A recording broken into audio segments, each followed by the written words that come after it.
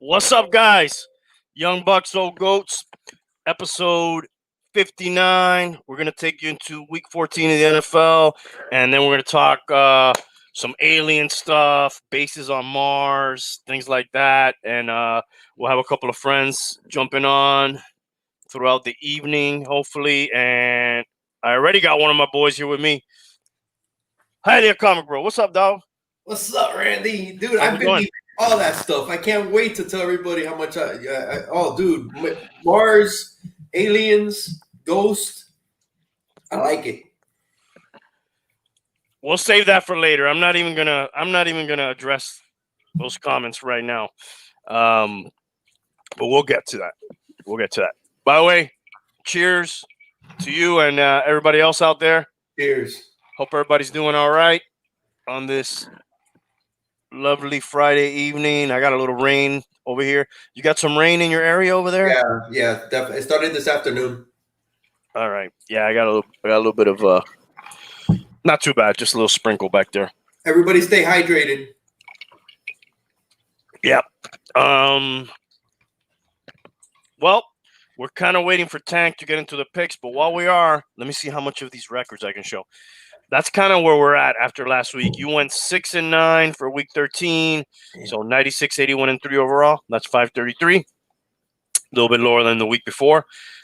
Tank 7-8, so he improves a little bit. So he's 60, 75, and 3, 434.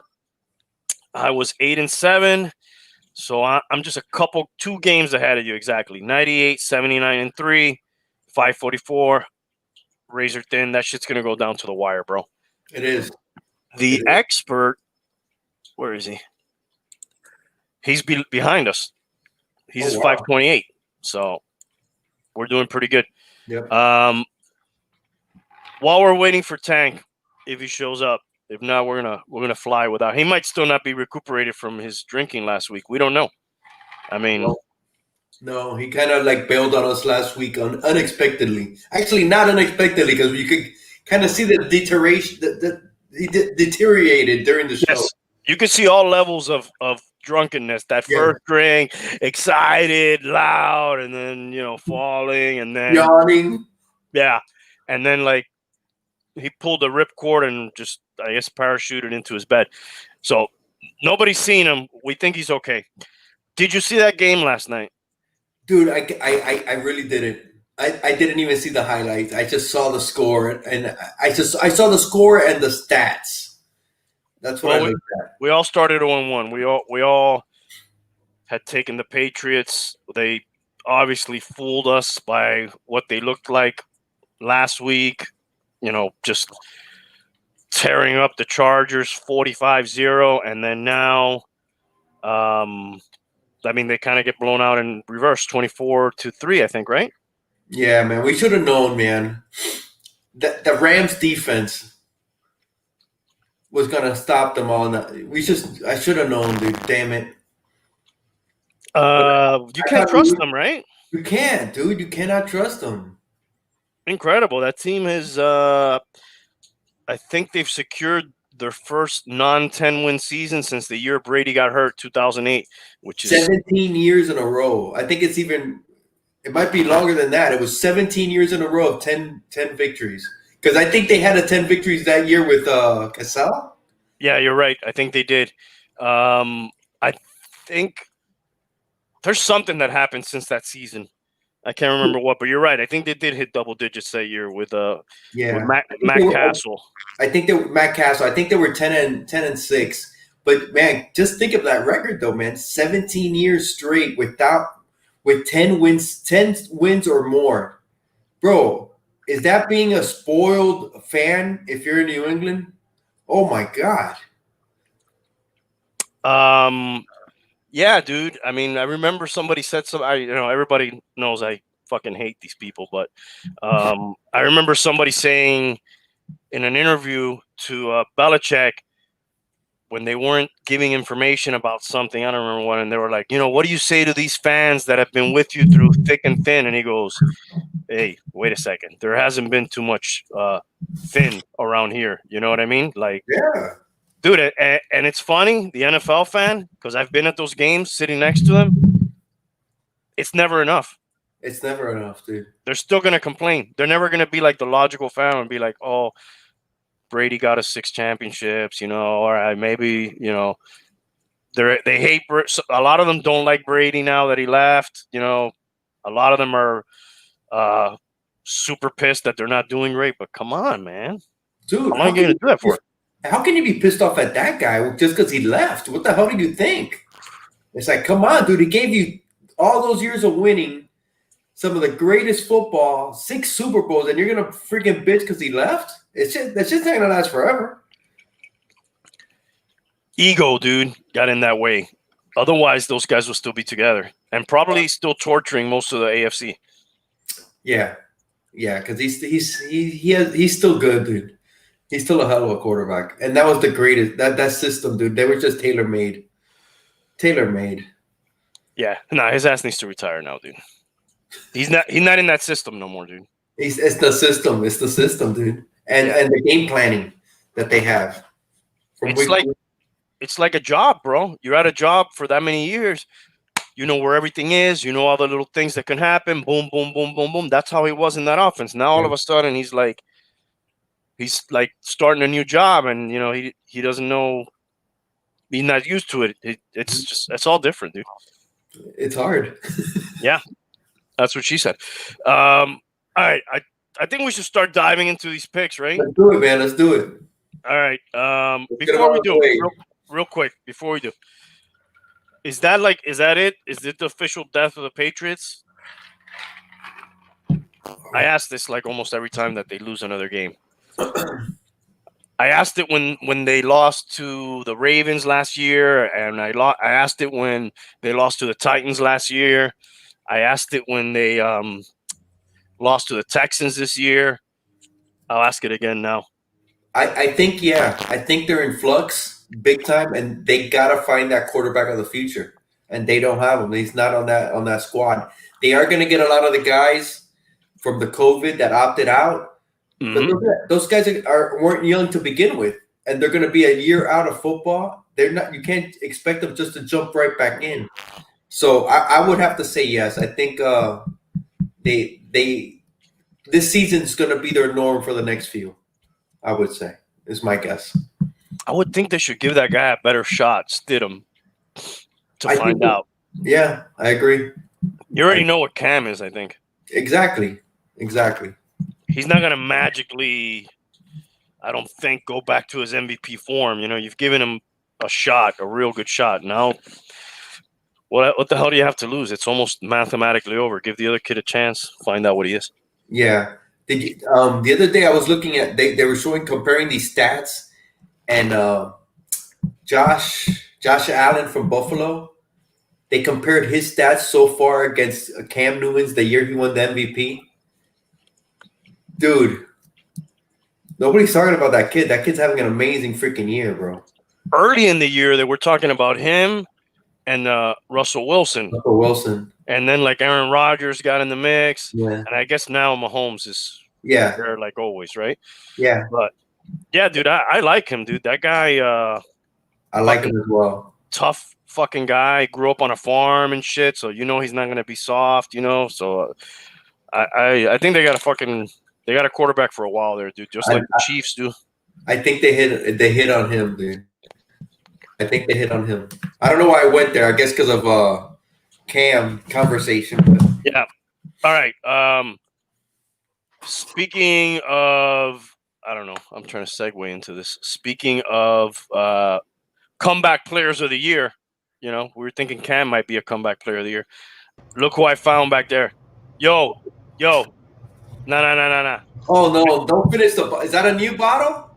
Make sure you drink water and you eat lunch. Where's your water?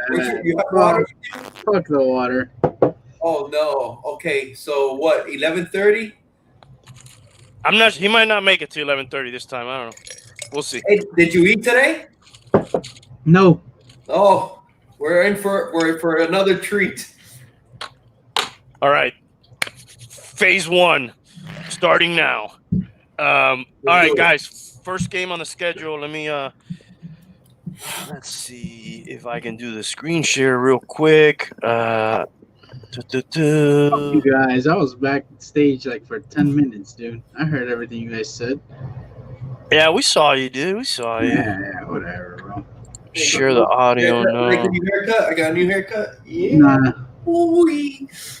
Oh wow, you got that Hialeah haircut. Okay, dude. I found another guy out on the streets here. Let's bring him in. He's a friend of the show. Let's bring him on. He's invited me onto the show today, and I couldn't be more honored to be on his show. It's Nighty. What's up, dog? Thank you guys for hosting as I have been running late. And, you know, I Randy, fill in whenever you need it, dude. Randy, you do a great job. And first of all, Tank, don't listen to a word that guy Hialeah says, okay? So for all the 90 holics that have been waiting in the chat, YouTube is 90, and it feels so good to be here. Awesome. Thanks for joining us, bro. Bro, cheers, bro. Are you going to make some of these picks with us? Yeah, let's do it, man. Let's All do right. it. Second time on the show. If you don't have a 500 record, you can't pick no more, dude. So the pressure's on. You got to be at least 500, okay? All right, I wasn't 500 last time. I don't know. Was he? I don't remember. I don't remember. I know my lock. I remember my lock being the Dolphins, and I was right on that one. I like to put the pressure on, so I don't know. Maybe you were 500. Who knows? I think I was. Hey, let's beat an hour on these picks so we could get into the meat and potatoes. Yeah, we got to get this out of the way, all the sports shit, within an hour. I got somebody else potentially joining us. And am I showing the spreads there? Yes. Okay.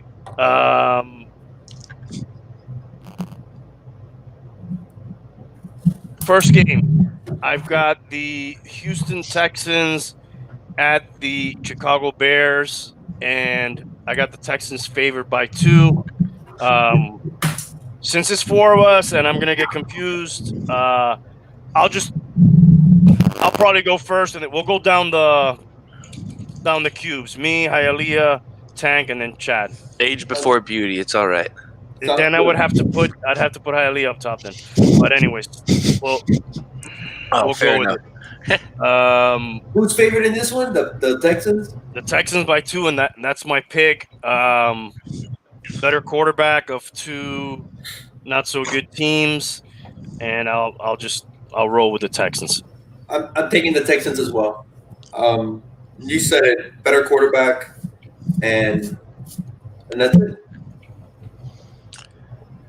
It's 2 points. Bears at home, and I felt like the last time I was counting on the Bears, they failed me. So I'm gonna take the Texans, and they have been playing better with this new coach or this interim coach. Yep. So, and they seem to, spirits seem to be lifted. So I'm gonna go ahead and take the Texans as well. Okay, and Tank, your spirit was lifted last week with that bottle. What's your pick on this game? I don't know. The Texans are 1-4 against the spread on the road. So they're 4-8 overall against the spread. Road and away. Dude, whatever. Fuck it. I'll go Texans. All right. Everybody on board. All right. You heard it here first. All right. And next up, we've got the Dallas Cowboys. They're favored by 4 at the Bengals.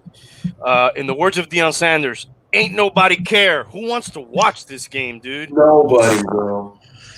Fuck, dude. I will pick the Cowboys. They seem to be slanging the ball a little bit better with Red Rocket back there. And but the Bengals have been hanging in a little bit. Now, Andy Dalton revenge game, too. Yeah, definitely going to take the Cowboys here.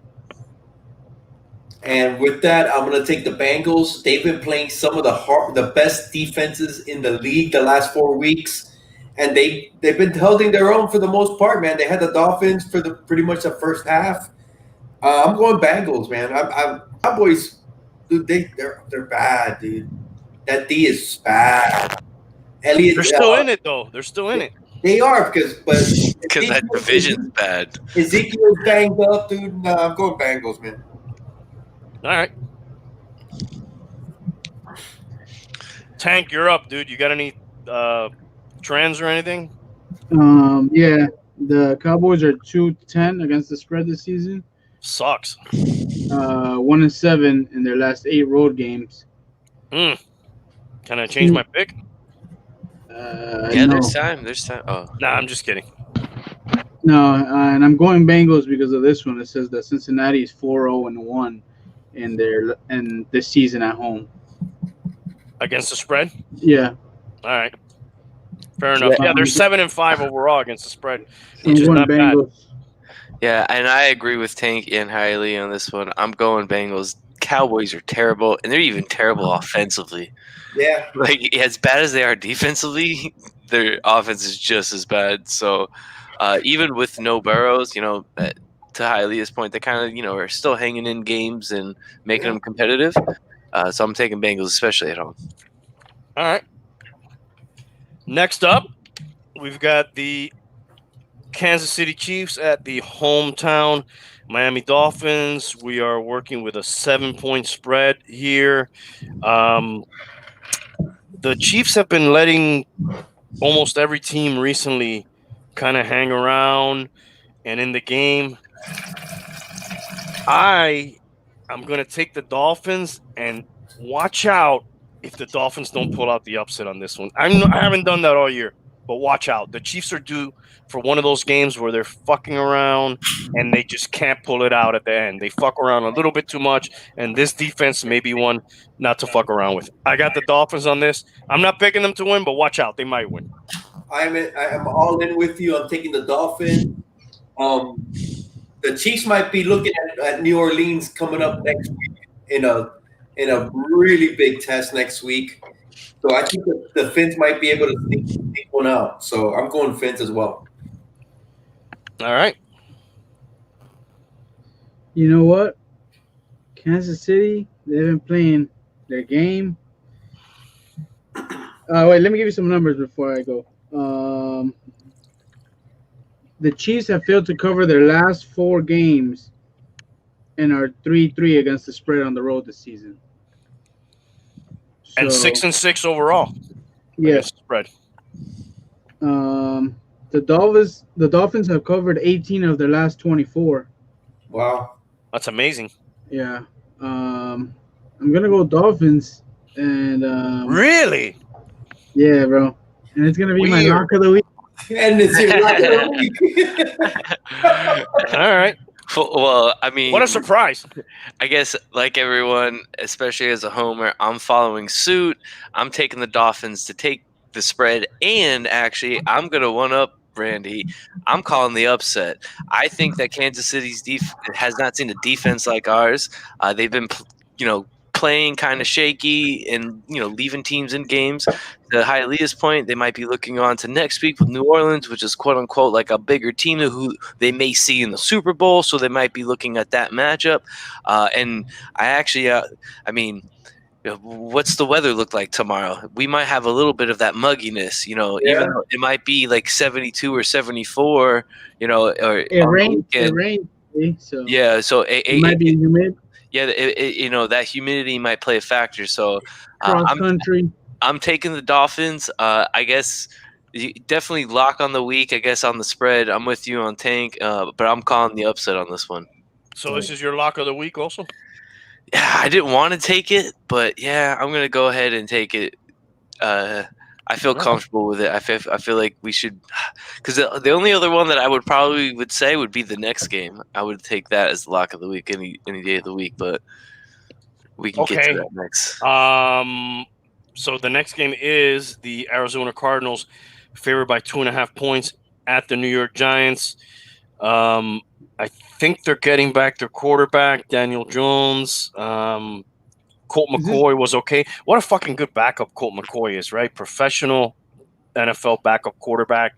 He's had some moments when he's had to come in, and the guy kind of holds his own when he does. You guys see any of that? I didn't know he was still in the league, to be honest with you. I never know he's in the league until he has to come in for somebody and then he wins a game or something or plays well. The Cardinals have been kind of up and down. This is kind of a tough game to pick. I'm gonna take the Giants just because they're at home and they got 2.5 points. Bro, I like the Giants as well, dude. Their defense is playing solid. They're in games. They're winning. They're atop the division, aren't they? Or Yes. yeah, Yes. they're atop the division. I'm going with the Giants as well, man. Cardinals have been up and down, dude. And they are 8-4 against the spread. Wow. But I'm sure Tank has even more numbers for us. Yeah. Giants are 7-1-1 in their last 9, and Wow. and the Cardinals have failed to cover in their last 5. So I'm going Giants. Yep. All right. Yep, I'm with you guys there. Defense has been playing great. I'm picking the Giants on this to cover at home, and this would have been my lock of the week if I didn't say it, I guess, the game before. Too many of us agreeing on everything. My Boba Fett took a nap over here. All right, I think he's out for the night. Boba Fett's playing the role of Tank this week. He's out. He was drinking before the show. I was able to come in last week at the end, Tank, for you, so don't worry. Yeah. It was sixth man. We brought him in off the bench. That's right. Next up, guys, we got the Vikings at the Tampa Bay Buccaneers. Buccaneers are favored by 6.5. Oh, man. This is a kind of tough one, but they had time to prepare for it with the bye. Maybe that gives Tom Brady's old bones a chance to recuperate. I'm not happy about it, but I'm going to take the Buccaneers. I'm gonna go Vikings, man. I'm not sold on the Buccaneers either, man. They're up and down as well, and the Vikings have been playing better. Kirk Cousins has been throwing the ball a lot better. I'm going Vikings. All right. What you got, Tank? I'm having some tech difficulties. I don't know if you guys can hear me. Yeah, we can hear you. You're good. Okay, no, you guys are choppy to me, but I'll go. The Vikings have dropped their last 3 games against the spread after covering 6 of their previous 7. They have covered 4 straight on the road against the spread in the last 13, though. They're both 6-6 overall against the spread this year. I'm gonna go. This is a tough one. Tampa. Yeah, I'm going Tampa, bro. I have to because Because you love Tom Brady. Yeah. All right. Well, not that I love Tom Brady, but I feel like this is a make or break game for the Bucks, and I'm taking Tampa as well, especially being at home after the bye week.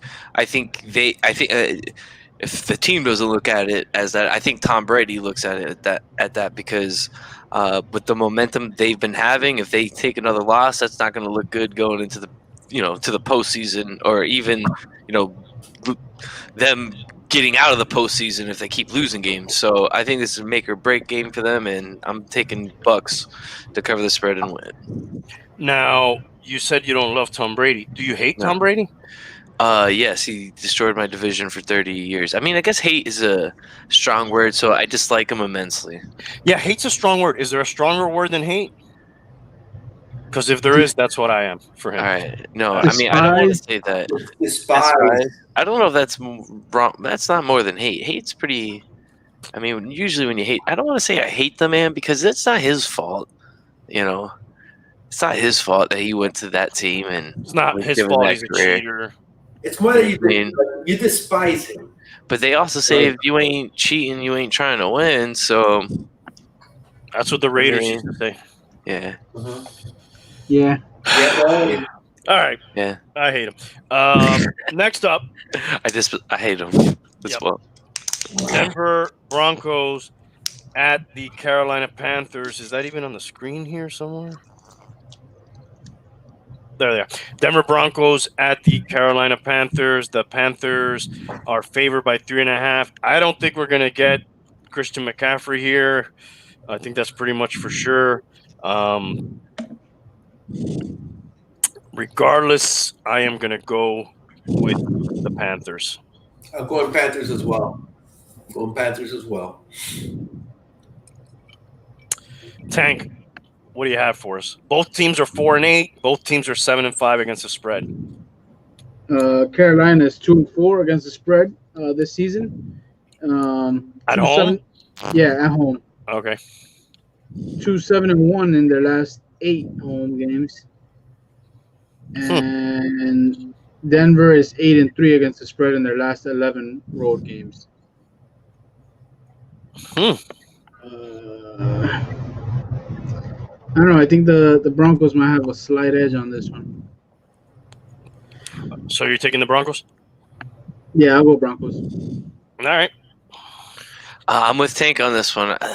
As much as I like Teddy Bridgewater, I think Broncos defense is just money. If you look, we saw what they did to Tua and how they made it difficult for him. Teddy Bridgewater, same type of quarterback and mobility, so to speak, where they're going to be trying to, not really make him throw the ball, but just kind of control the game and maybe some runs. But I think it's going to be a problem for them. And they've kind of struggled over the last few games, Carolina, it seems like to me. So I'm going Broncos.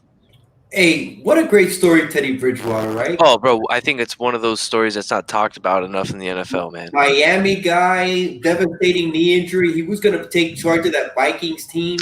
Well, I mean, not to get too off topic, but he was supposed to come to Miami. Yeah. And then the whole Randy Shannon thing happened, and then he went to Louisville because they let him start as a, freshman. And I want to say it was his sophomore year, that year that he was kind of in the running for the Heisman, but he was playing a game against FAMU. I know it was FAMU, but he had play action rolled out to the left and then made this throw like on a dime when he popped his hips out, and it was like for a touchdown for like 45 yards. I'm like, yo, that kid's going to be better than Manziel in the NFL. And sure enough, he did. So, but yeah, that was true. Story. Yeah. Great story for that guy, for sure. Yeah. Come back from that, Yeah, dude, great story. I don't think it gets enough attention, man. Nobody really talks about it. Great comeback story. Yeah, I mean, we've also Just got like Alex Smith. Yeah, Alex Smith is no doubt top number one, probably maybe all time comeback story. I mean, that guy. Well, they were both in similar situations where their legs could have been lost, both of them. Yeah, actually. Yeah, dude. But then that flesh eating and all that shit that Alex Smith went through, the bacteria. I don't think there's any better comeback story. What about the Mighty Ducks? I was just gonna say, damn it, Tank, you beat me to it. Yeah, bro. If you haven't seen that documentary, check out that documentary, Project 11, if I'm not mistaken, on what happened to Alex Smith. It's crazy. Yeah. Fucked up. All right, guys, let's move on to the next one. Tennessee Titans, 7.5 points at the Jacksonville Jaguars.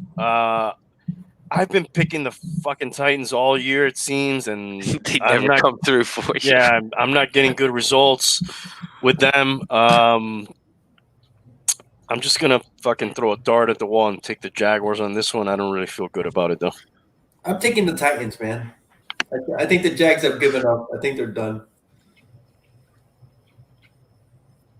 I mean, yeah, dude, they've been. They seem to hang around a little bit though. That's why I'm like. Yeah, you're right, but I'm going Titans, man. I just can't go Jags anymore. I always get burned when I take them. They suck. When I don't take them, they're good. I don't know, man. Fuck. This is a toss up. I'm gonna take Titans, bro. Especially because of that half.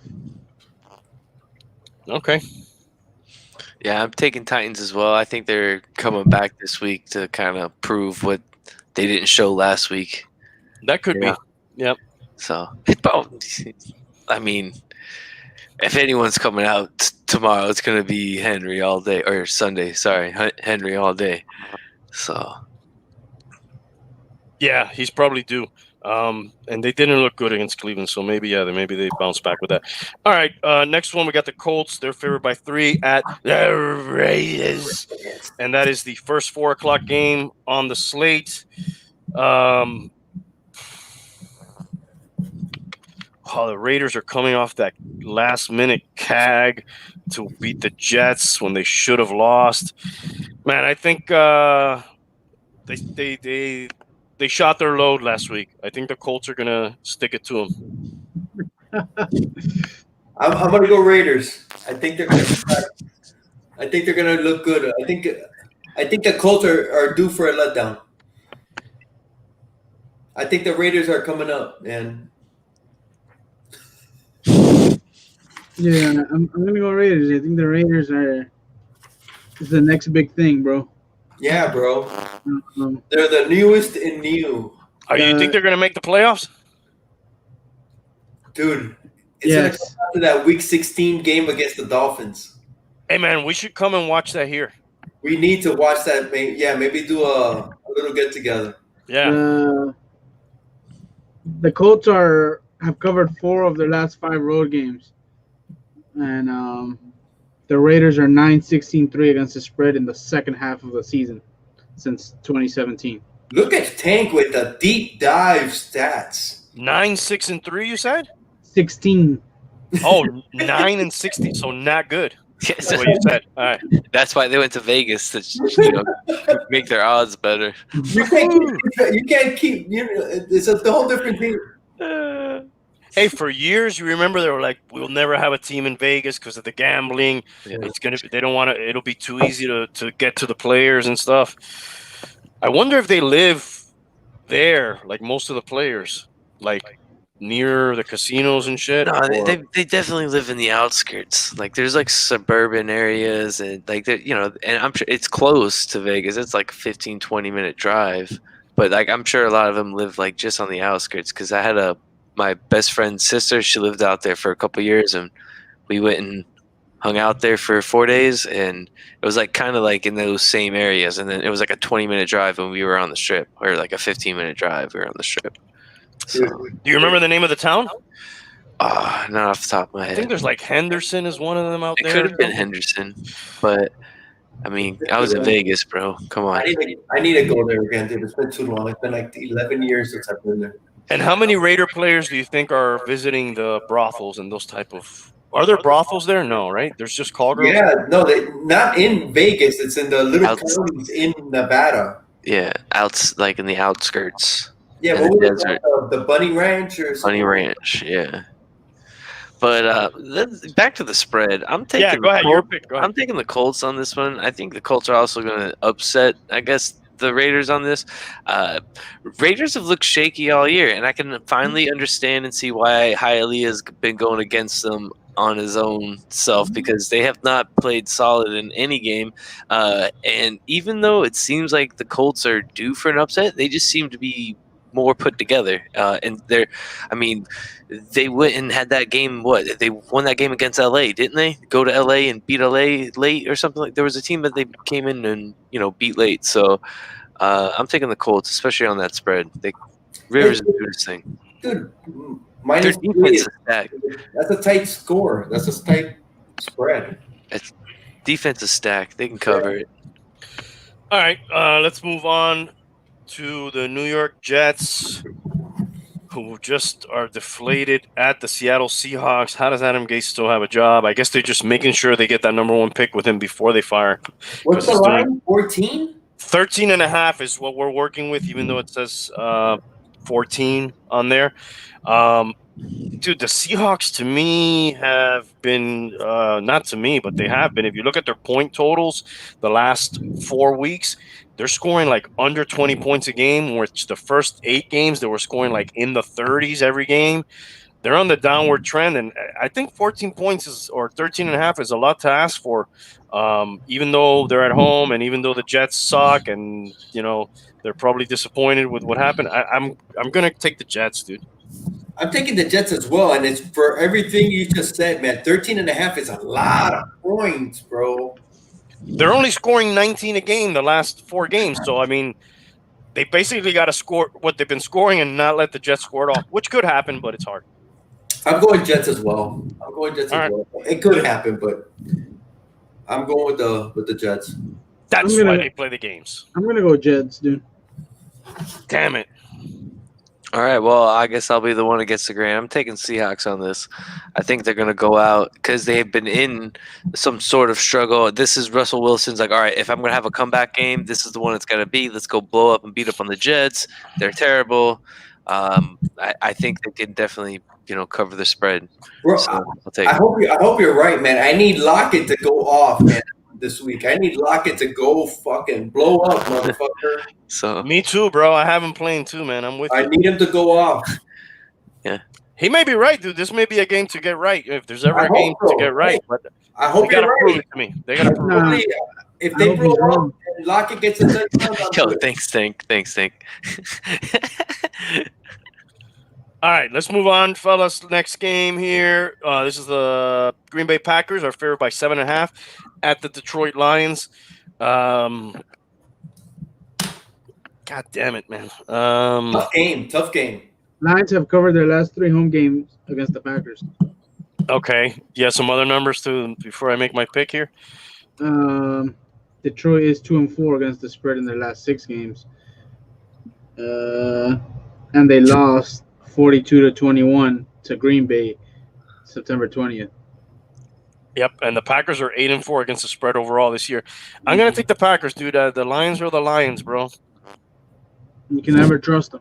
They always be lying. Bro, this is a divisional game, but I think the Packers are that much better than the Lions, bro. I'm going the Lions as well. I mean the Packers as well. Oh, okay, I was about to say you just did that. No, He I'm does going that though. He Packers. does that. He I'm talks going to back. the team and then picks Yeah. the other one. Yeah, I know. I remember. Hey, it's my style.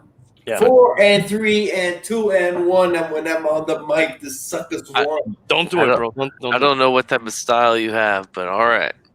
You know, I'm gonna go Green Bay because a lot of people call me a fudge packer. I don't know what that is, but People call you a fudge packer? yeah, I don't know why, but I guess it has something to I'll do tell with you Green off Bay. air. I'll tell you off air, man. It's. I can see why. Yeah, not Okay. that there's anything wrong with that. Not that there's anything wrong with that. You know, we accept everybody in their ways. Well, But thanks. I'm definitely taking Green Bay on this one. The Lions are who we think they are, and I'm just going to leave it at that. I think, Green Bay hasn't looked the greatest this year, but they're starting to roll a little bit. Adams is back, and definitely it's divisional game. Rodgers is going to go in there and make a point. No, man. Aaron Jones is gonna go in there. I need his has to go off too. Okay. All right. Who's the MVP of the NFL? Mahomes? Mahomes, man. And who's the runner-up? Rodgers. Yeah, I would put Rodgers there. Some people will say Josh Allen, but I'll go Rodgers. I would put Rodgers before Josh Allen. You Yeah, can man. give him Absolutely. an argument, but I don't think he's MVP. Out of And the fourth. three. Who will be fourth? No, Derrick Henry's MVP. Wilson. I would go put Henry over Josh Allen too. I agree with Tink on that. I'll go Wilson, no, they've been terrible. Their offense hasn't looked that good. Henry's up and down. Tannehill's has had some games though. Nah, but some. Yeah, Okay, last week was some all games. garbage time. Get out of here. And then he only has some games because they don't ask him because he manages the game. Well, I need him to Feed manage Derrick the- Henry, Derrick Henry, and then play action pass, find the tight end open or you're wide out, and that's I all hope they do. so. I hope so because I got Tannehill and I got that tight end. No, I why need them would to go you? off this week? I need them to go off this week. Why would Play you action pass. take Tannehill, bro?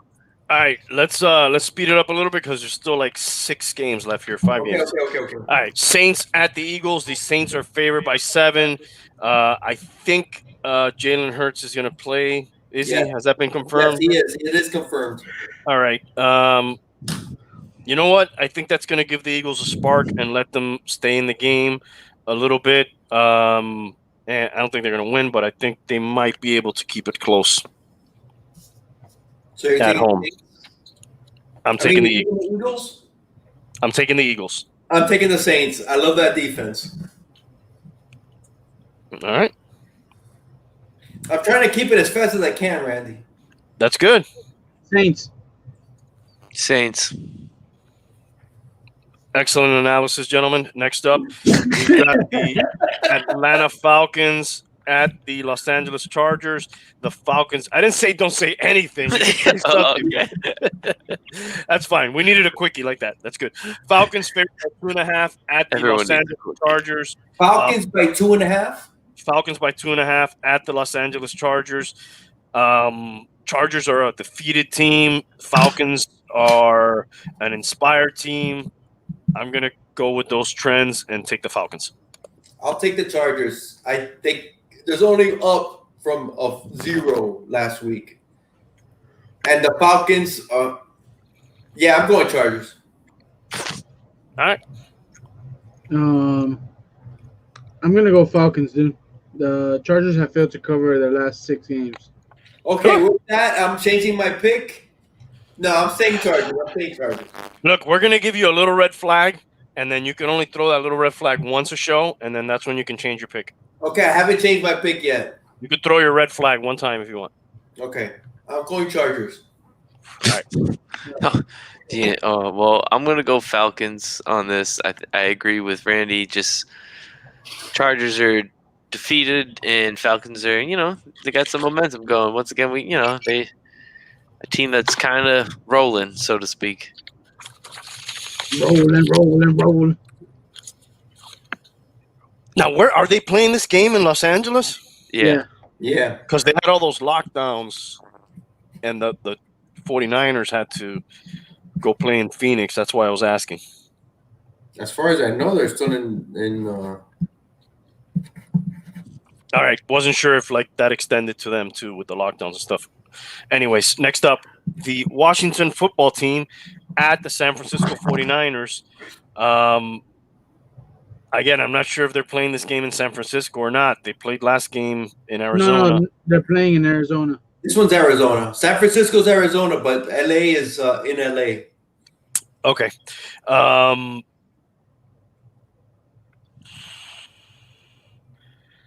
Dude, I think I like what I've been seeing from Washington. Another team that's playing kind of tough ball. What are they? 5-7. The Niners are 5-7. Washington's actually still playing for something. I'm gonna take them based on that. I'm taking Washington as well, dude. That front seven is fucking for real. Number 1 against the pass. I'm going Washington, dude. The 49ers are still starting Mullen. Yeah, I'm going Washington, dude. That defense is for real. Yeah, dude. I'm gonna go Washington. I think they're still gonna be high off that huge upset against the Steelers. Yeah. I gotta go Washington. I guess this was going to be one that we all agree on. I'm going Washington. I agree with Hialeah. That front seven is incredible, and I'm sure they're protecting Smith with his life, or with all their lives at this point. Good point. So Excellent point. Guys, everybody except Hialeah, raise your glasses. Cheers. 72 Dolphins. Oh, stay alive. Still the only undefeated team in professional sports. And with that, the next game is the Pittsburgh Steelers at the Buffalo Bills. The Bills are favored by 2. I'm taking the Bills, dude. I think the Steelers are a little bit fraudulent. I think they've been beating some bad teams, barely beating some bad teams. They finally lost the game, and I don't think that's going to be the last game they lose. I'm with you, dude. I'm going Bills. Wow. Usually do not go against the Steelers. I'm going Bills. All right. Hey, we haven't set our locks yet, except for Tank, because we already did the Dolphin game. Thanks for reminding me. That's my lock of the week right there. That's your lock? That's my lock. All right. Dude, what's wrong with picking the team that you think is gonna win? Dude, it's okay. Dude, nobody's knocking you, bro. Relax, bro. You guys always knock me because it's a hard knock life. But that's what we do. That bottle knocked you last week. They're just jealous of your beauty, Tank. Don't worry, brother. Don't worry. So on that, I'm gonna go with the Bills, dude. I think Josh Allen is fucking amazing. If maybe I'm not gonna say that. And the Steelers, bro, I think they're gonna be hurting, bro. Hurting for certain. For squirting. That's the Sunday night game? Yes, sir. That's a nice Sunday night game, dude. Yep. Yeah.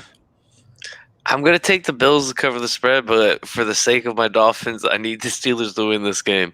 I know, right? It would be nice if they actually beat them. Actually would help us. Yeah, but I'm taking the Bills. Are we going with the 2 or the 1.5? I got 2 points on the official. All right, next up. Dun dun dun dun. We got the Baltimore COVIDs at the Cleveland Browns. This is the old Browns against the new Browns. Remember? Yes. Baltimore Ravens are actually the original Cleveland Browns. I got 1 point. 1 point for the Ravens here. Jesus, that's tough, dude. You got any numbers, Tank, to Yeah, I sway got my you. opinion? The Browns are 2-5 against the spread in their last 7. The Ravens have covered 5 of the past 6 games at Cleveland, and are 7-3 against the spread in their last 10 games in the series. So it's leaning to the Ravens. To the Browns. No, Ravens. Yeah, it's leaning towards the Ravens, but to Hialeah's point, toward Browns, because eventually that streak's got to stop, right? That's what he's going to say. Maybe. But I have to go with the math, and the math says Ravens.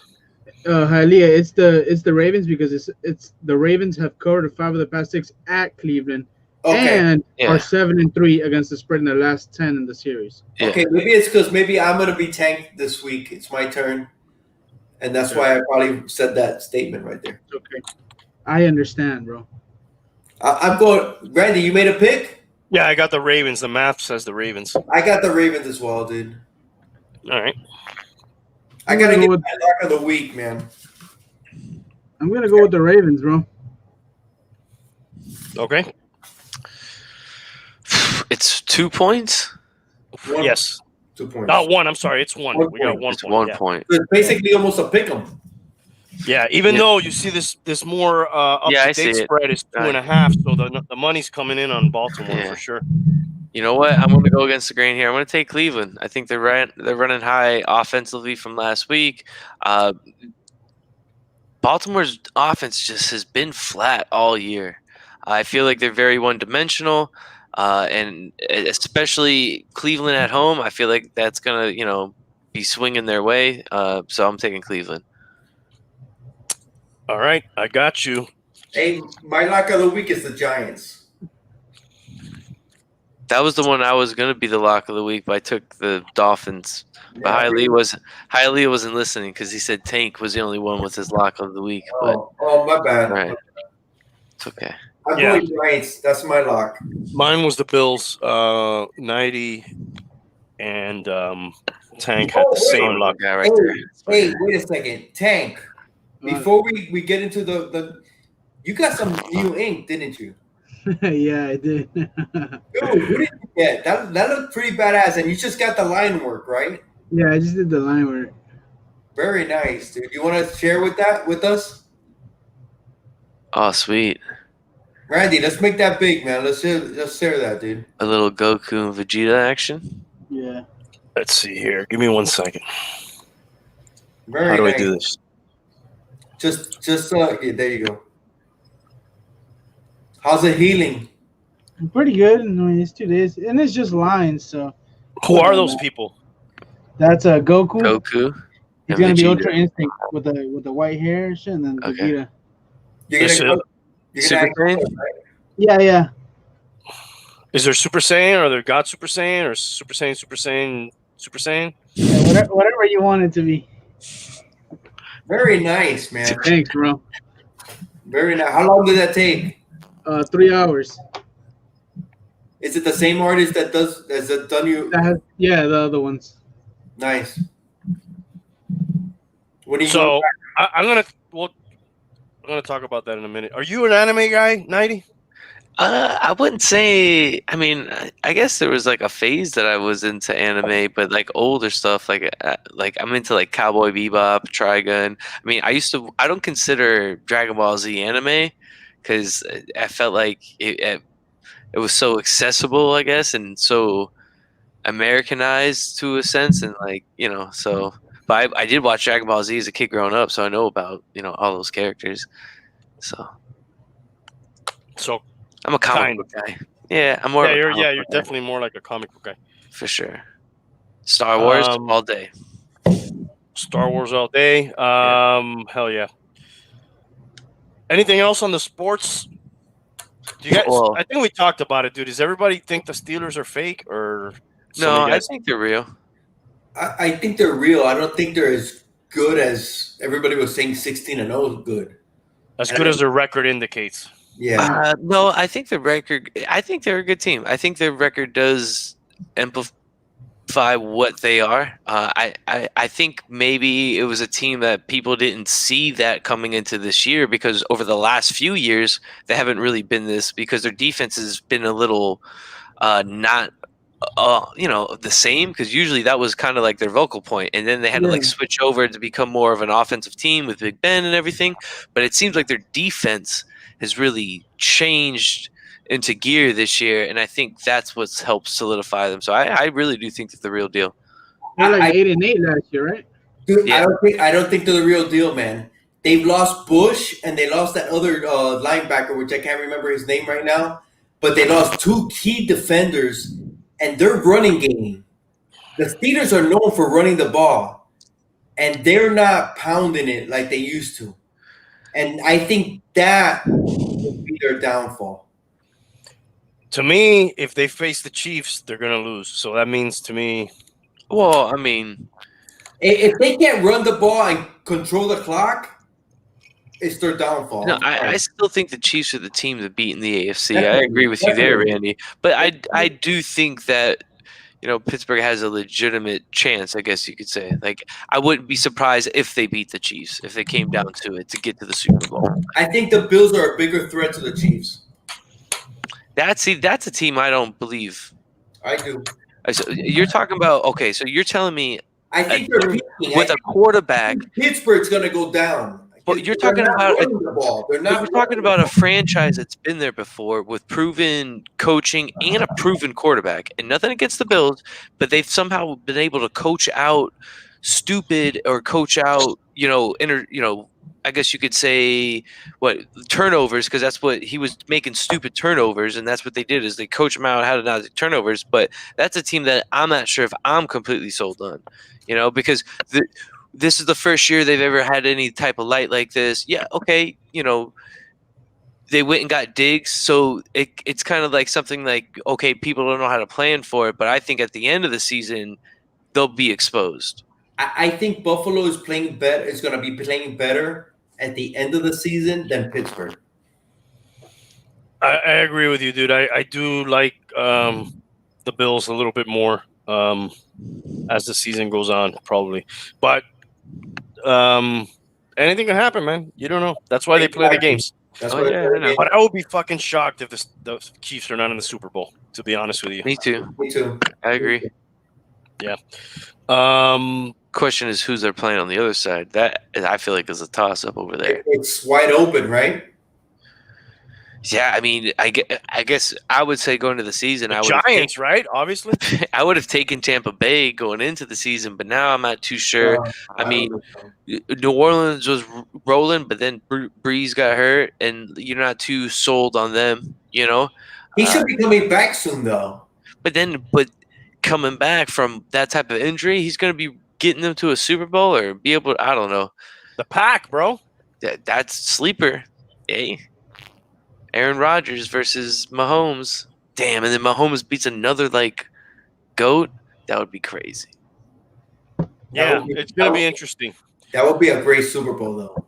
And the fantasy playoffs are starting, or they already started yesterday. Yeah. I sneaked in. John's not here today. I invited him to discuss his defeat, but he didn't have any interest in doing that. How much did you beat him by? He did the old Tom Brady, when he leaves without shaking. I beat him by 2 points. 2 points? That's got to hurt. Wow. I did sit my defense on Monday when I was leading by 2 points just to secure the win. I didn't want to go negative on my defensive points. Wow. It took me a lot of work to get here, so I was like, I'm not fucking this up no matter what. And how much did your defense really get? They got 4 points. It was the Ravens. They got it was a Tuesday, not Monday, Tuesday. So you would have won by 6. Yeah, probably. Dude. They didn't get a lot of points. No, It wasn't a bad call on your part. No, I was afraid, dude, because I've had such bad luck. I was like, that's not gonna be the reason Yeah. that I missed the playoffs. I Could did you all. imagine? Could you imagine if they would have been in the negative? Oh my God. It could have One happened. more though. thing on sports before we move on. MLB had the comeback players of the year. Royals catcher Salvador Perez, and a pitcher for the Rockies that I was not aware of, Daniel Bard.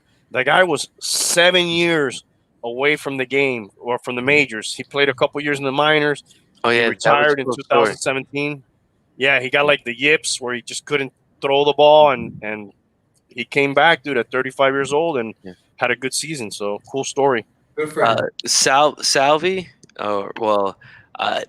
the guy that recruited him, the Royals scout, he actually was a frequent customer of mine at the Starbucks that I ran, and he used to come in with giant ass World Series ring, and that was like his, find that he was like, oh yeah, that was the found him and had to get him, and that was like his big find. So He was a pretty cool scout. story. Yeah, he's a scout for the Royals. I'm sure he still works for them.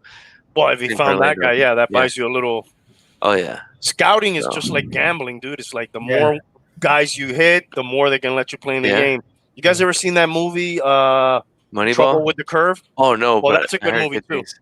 The Moneyball's great, man. Moneyball's great. Trouble with the Curve is kind of like a touchy-feely movie because it's him and his daughter, Clint Eastwood. He's a scout, but he's getting older, and he's not finding guys. The guys he's picking are not making it, and then he, is trying to find like one guy to hang on, and then he connects with. He can't fucking see in the movie. I don't want to give too much away if anybody wants to watch That it. with Hillary Swank? Who's that with, dude?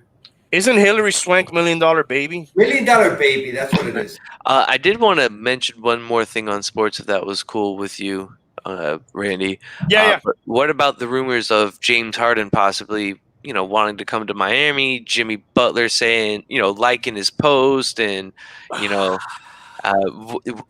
what are your thoughts? You know what, dude? We just fucking went to the NBA Finals with a very young team. We lost 4-2 with like a lot of our guys injured. I don't really want to put that ingredient in the pot, especially with the amount of money that we're gonna have to put in. I kind of like building that shit the way they're building it, dude. Then again, if Pat Riley fucking says we're gonna bring James Harden, I'm not gonna go against Pat Riley, Yeah. right? I mean, who the fuck am I? I mean, I'm not opposed to it if they make the move. I'm not opposed if they don't make the move.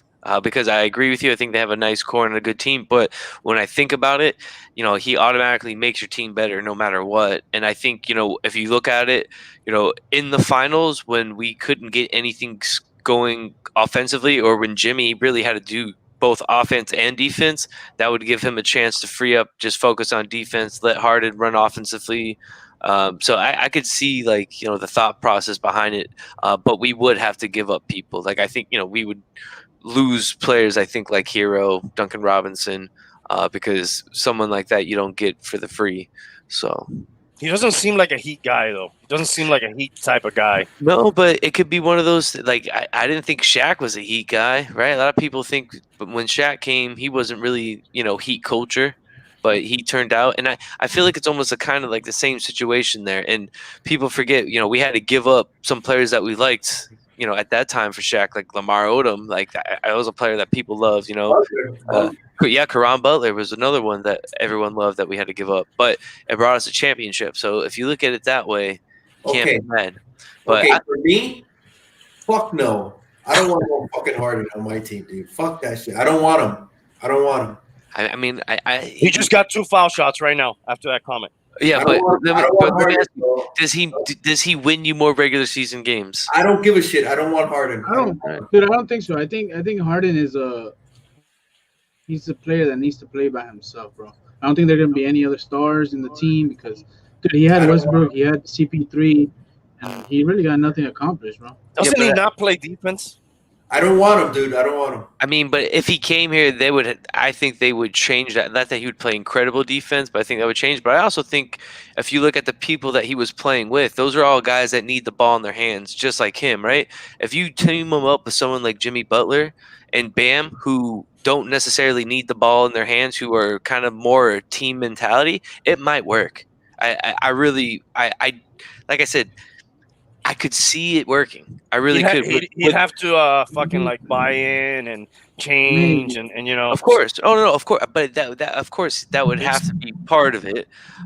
You know, but it's interesting that he opened up his, you know, selections of teams to the Heat. You know, he came out and said that, like, all right, I would be traded to either the Sixers, the Bucks, or the Heat.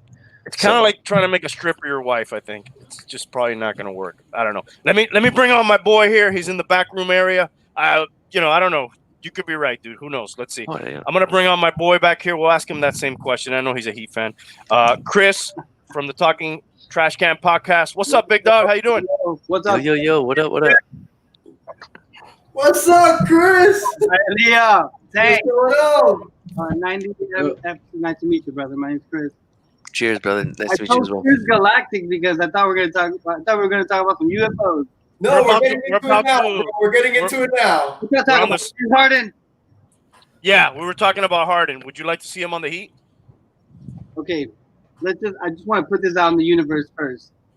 I am a Heat fan, but I'm a big LeBron James fan. So it kind of like when this happened to me, it was like my mistress and my wife were in the same room during the fucking finals. You know what I'm saying? It was very hard, but I agree with 90 motherfucking Charlie because you know James Harden.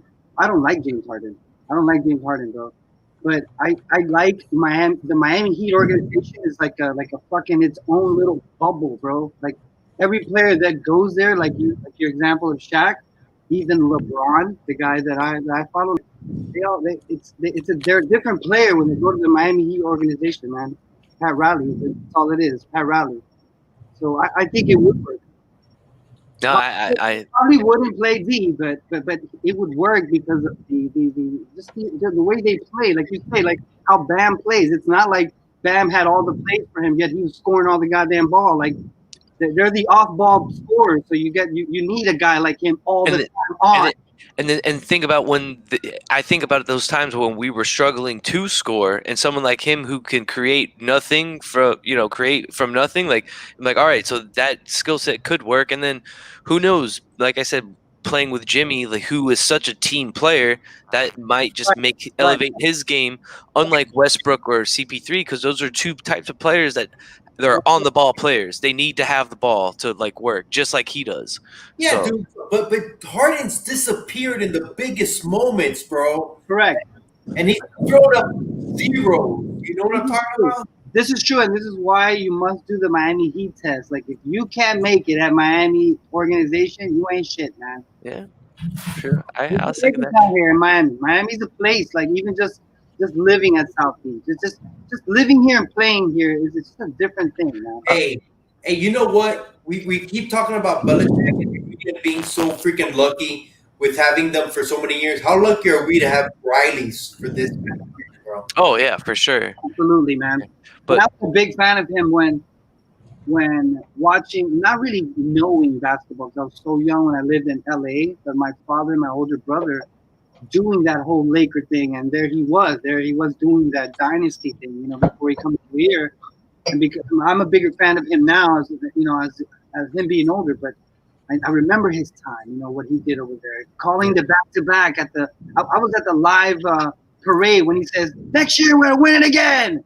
Like, you know what I'm saying? And they motherfuckers won it. Like, that's Pat Riley. I respect Pat Riley, man. Hell yeah, dude. Hell yeah. Don't forget his time in the Knicks either, dude. That's right. He tried them. That's it. He did. But, you know, that team. He got close. Is that the last time they were good? I mean, really good? Yeah. Last time? Or yeah, they've been irrelevant since. Yeah. Before our time, maybe they're, you know, when they were winning the championship. They won the championship like in '72 or some shit like that. With Phil.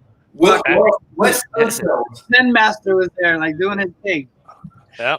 But highly to your point, if James Harden had a ring, I think that whole he doesn't show up in big moments, that would be like just like Jordan and LeBron and KD before they had rings. People said the same things about them. Oh, he doesn't show up in the games that matter, you know. But then once they get that chip, then it's like washed away. So if he ever gets one, like people will say that about him. When you have toys, you got a bunch of toys, and you're picking them to play basketball. I would Harden's on one of those top fives, man. Like, Oh, for sure, man. you're gonna pick him. I'll get Harden. Yo, that step back he's got is nasty. That step back is nasty, bro. What, the triple step back? Oh, bro, nasty. Triple step back. If you're playing 2K, like, yeah, you definitely fucking gotta Yeah, put Harden that in. means something. That means you can get molded. That means there's something there that you can at least make something out of. You know what I mean? There's something there. He's got it. You know what I mean? Yeah, the chemistry would be my only question there, I guess. You know what I mean? All right, guys, let's get on the mothership right here. Me and Chris, I'm ready to go at it with Chris, bro. I'm ready. Put on your helmet. Get ready for the G-forces. So much has happened since our last talk, which is crazy. Let me start off with some softballs. There's a couple softballs here. So SpaceX did a prototype launch. I don't know if you guys saw. The thing blew up. They kind of thought that it might blow up. So not a big concern. On the side, I did watch this pretty cool documentary. I talked to you about it. Challenger, Final Flight on Netflix. Yeah, I saw You guys seen it? Yeah. What'd you guys think? I mean, I thought it was good. Of course, it definitely makes you question the decision making of the hierarchy at that time with what data was presented to them on the cases, or the chances of the shuttle actually blowing up. To me, I think that was like probably the most shocking thing, because I mean I was super young, or I don't know, that was what, 86, I believe. Oh, I wasn't even alive yet. So of course everything I have seen from that is just watching runs of it and stuff like that. So I didn't know there was like so much, I guess, that was going on into that, and it was just sad to hear that they made that decision with that information. Right. Like I was alive. I remember it. But look, I gotta tell you, even if you weren't alive, it's like when I watched the Hiroshima bombing. Like, it still gives me chills, even though I wasn't. Oh yeah, of course. No, same thing. The moment you watch it on Netflix, you're like, damn, bro. Everything you said is the example of why it's awesome Elon Musk is here and we're doing things different now. Where you're like, all that shit was just power. Like, people in power and being retarded and not knowing how to delegate. Like, now we know that you put the smart people in front and not people with money. You know what I'm saying? Like, it's all it is. But I mean, man, it's crazy the way they broke all that down on how that teacher gets selected. And that would have been a proud moment, let me tell you, man. They just didn't get away with it. You know what I'm saying? But it's crazy. Chris, how old are you, if you don't mind me asking, for the YouTube world? 44? Oh, 40. Okay, so you're probably like in third or second grade when this happened? And hey, dog, I was somewhere. I just vividly remember them explaining, and I'm like, what the fuck? I knew what a shuttle was. We know what a spaceship was. We were in the Star Wars. It was from birth.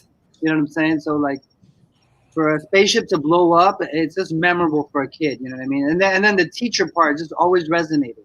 Yeah. It never, it was just a big thing.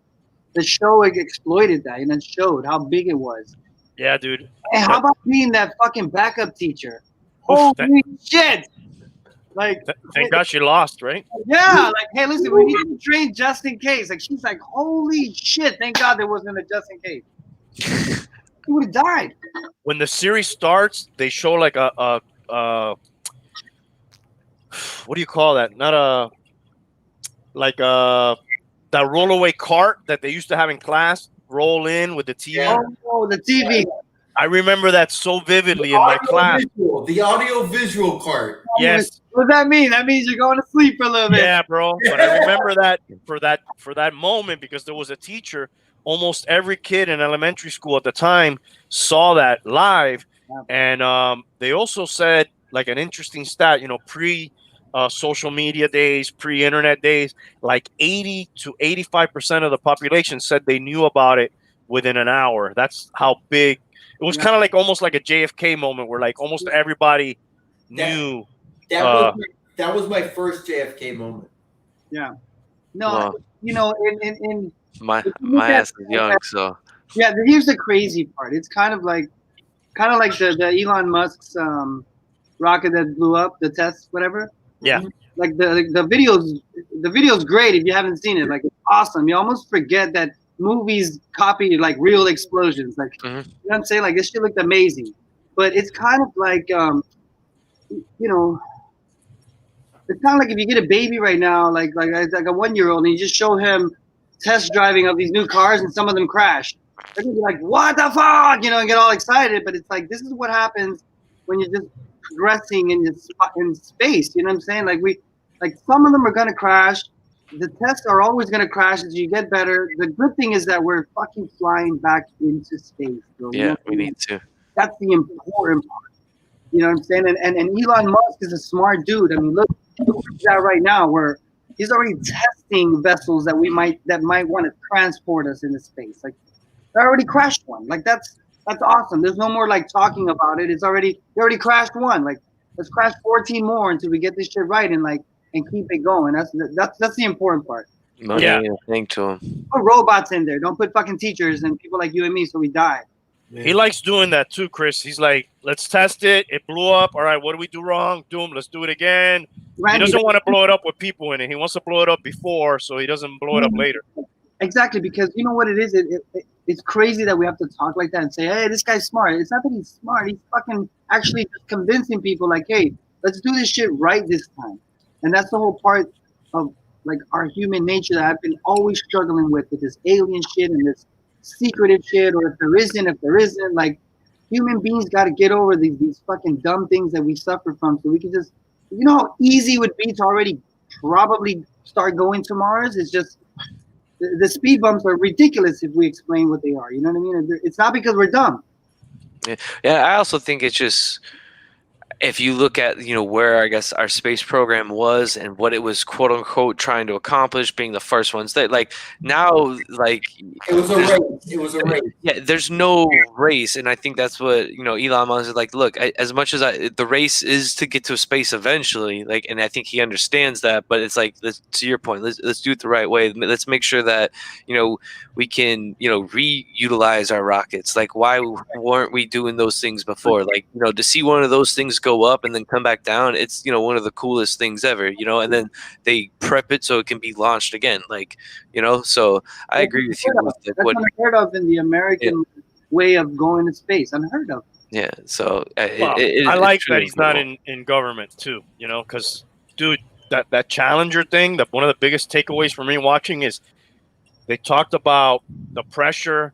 Yes. On that program because they had funded it and they had promised so many flights, and Reagan was going to do a State of the Union and he was going to mention the successful launch of a non-astronaut with a teacher. So all that stuff pressured them to launch probably when they shouldn't have launched because of those cold temperatures and that O-ring problem. And dude, when government and fucking people get involved and money and promises and there's just other shit involved that probably shouldn't be involved, in those type of decisions that could fucking cost people's lives, dude. And that's what happened, bro. It exactly. Probably could have been avoided. Yeah. It definitely could have been avoided. Absolutely. And then we didn't hear about that shit for a long time. It wasn't common not. We saw it blow up, but yeah, right? We weren't in the age of I'll find out next week. We were more like, this is how life is, where you just kind of wait. And so given the technology that we have now, I mean, holy shit, look, there's 5 of us talking live right now, talking to each other. This is unheard of. When I was a teenager, I wish I had this technology. This is Star Trek, dude. This is Star Trek right here. Yes, this is Batman. All this shit, we didn't have. But now that we have it, it's we're getting the motivation to demand, not, I wouldn't say just truth because we've always demanded truth, but now we demand harder truth because it's the not the line, but just the way the way we perceive things is the way they feed things to us. You know what I'm saying? So it's our job to accept it or not. I mean, no one's telling me that what's right or wrong, but what I'm trying to say is that now with technology and laptops and all that, we're more educated, man. yeah. Somebody right now, you're gonna know about that shit in 20 minutes. Yeah, right now somebody says some shit and we're like, whoa, hold up, let me look that up. No, it's not like that. It's like this. Look, blah, blah, blah. Back then it was we were more innocent, right? It would have been cool. More naive because we could fact check. We could fact check right now in an instant. Yeah. And what I always tell you to do on people, fact check them. Fact check. I go because people come out and they can talk like they know what they're talking about all day. Cool. It's cool. Like I won't disagree that might feel cool and it was a cool time when that would existed. That's fine.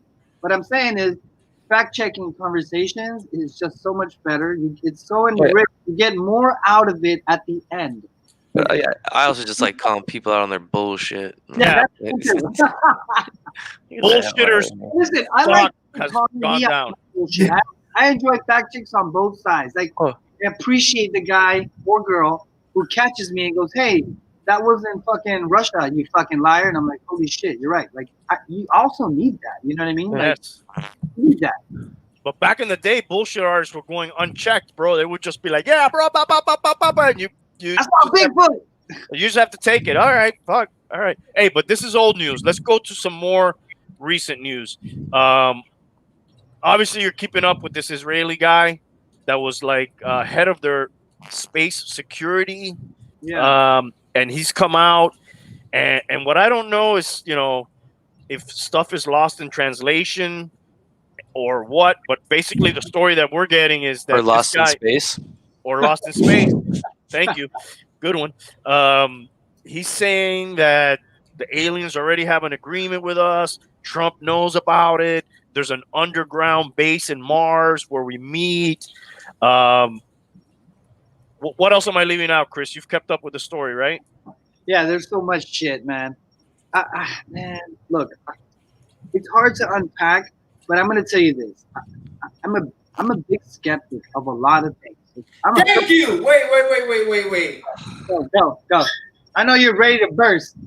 Look, I'm a skeptic. That's what I am first. But I'm also a skeptic for reasons like little boy cried wolf. I don't like to do that shit. You know what I'm saying? Like I don't like to say I holy shit, I think I saw what I saw. I don't know. I'll wait until the fucking thing's eating me and I'm like, I got bit by this fucking thing. Like, that's how I like to do things. Because that way I go back into what you were saying, 90. Like I don't like people calling me out on my bullshit. Like so I don't bring bullshit to the table. Now, given said that I can't tell when government officials say shit. Like when government officials release shit and they say shit, it's hard for me to be like you're lying because how can I don't know. He knows more shit than I do. So right now, I'm not really jumping on that guy's boat because of what I just told you. This is where I'm at right now. I'm not jumping on his boat because I don't buy none of that shit. What I'm buying right now are the videos that are out and testimonies, people that are saying shit. Because that's all we have. You know what I'm saying? Those videos that you've seen and the testimonies that people say they know things. But other than that, there's nothing else. There's nothing else, man. What do you make of this guy? Let's go around. Let's go around the table. Yeah, Hialeah, go. What do you make of this guy's story? And these are some fake bases on Mars I'm showing for effect. Yeah, all shit's fake. Randy, you know how I think, bro. Show me the fucking proof. Yeah. You can say what the fuck you want. I don't know if I'm not gonna say, hey, I'm like Chris, but I'm a skeptic too. I'm a realist. Look, there's a Raider flag on this one. Show me That's real right there. Dude, show me the fucking proof, bro. That's all I want, dude. Just show me the fucking proof and I'll fucking believe it. But until you do that, and testimonial, dude, anybody can fucking do a testimonial, bro. Show me fucking proof. That's all I want. Hey, but this guy's not like fucking a bum off the street either. Yeah, but Randy, what did you tell me the other day when I brought it up? He's got a book to sell. Yes, he's got a book out apparently, from what I understand. Right. And then there's a lot of like it's the domino. I don't want to cut people off. I want to hear Tank and 96 their opinion. Cause I don't know. I just think it's fucking Israel, bro. I don't know. I don't think they're very credible. I mean, You think they had their own agenda? I don't know too much on this topic, but I do believe there's a lot that we don't know, and I do think there's stuff that is not. I'm sorry to interrupt you. Because you know what? It's also true. Nobody knows this guy. But let me rephrase Randy's question so you can answer. Give any America, because there's 4 American officials and a senator, and then you can go to other countries and pick their officials. Any of them say something remotely close like that. What are your thoughts on that? Once again, my thoughts are I do believe there's things that are kept hidden from us as far as to keep the masses in non-hysteria, because I do think maybe, the majority of people, like, are people really ready to see aliens? Like, I don't know if this is true. My first thoughts are like, I don't think it's, for instance, not possible. Like, it's very possible. And then actually, to be straight honest, the first thing I thought of was Chappelle's show and Mr. Bigglesworth when he's the alien coming out, and he's like, "Yo, aliens are real," and he's like, that's all I could think of right there. It's like Chappelle called it. Look, here's my opinion. Like, it's not far fetched. Okay, just like if you would have told a fucking Neanderthal that you're gonna fucking create a cell phone one day. Like, it's not far fetched. What we're saying is, cut the bullshit. Cut the bullshit. Like, just show it to us. I think the people are past mass hysteria, and we're just fucking ready, Just. Like, I think people are just ready to be like, just give me what you got. I honestly think that ego plays a big role in small portions all the way to government, that they're just not ready to. I'm assuming they're just not ready to say, hey, we don't know shit. Because look, here's what I've been researching, right? Okay, it goes. Okay, you guys are familiar with Carl Sagan? Of course. Oh, yeah. He's like super old school, right? So this guy dies way before his time, but he went to NORAD.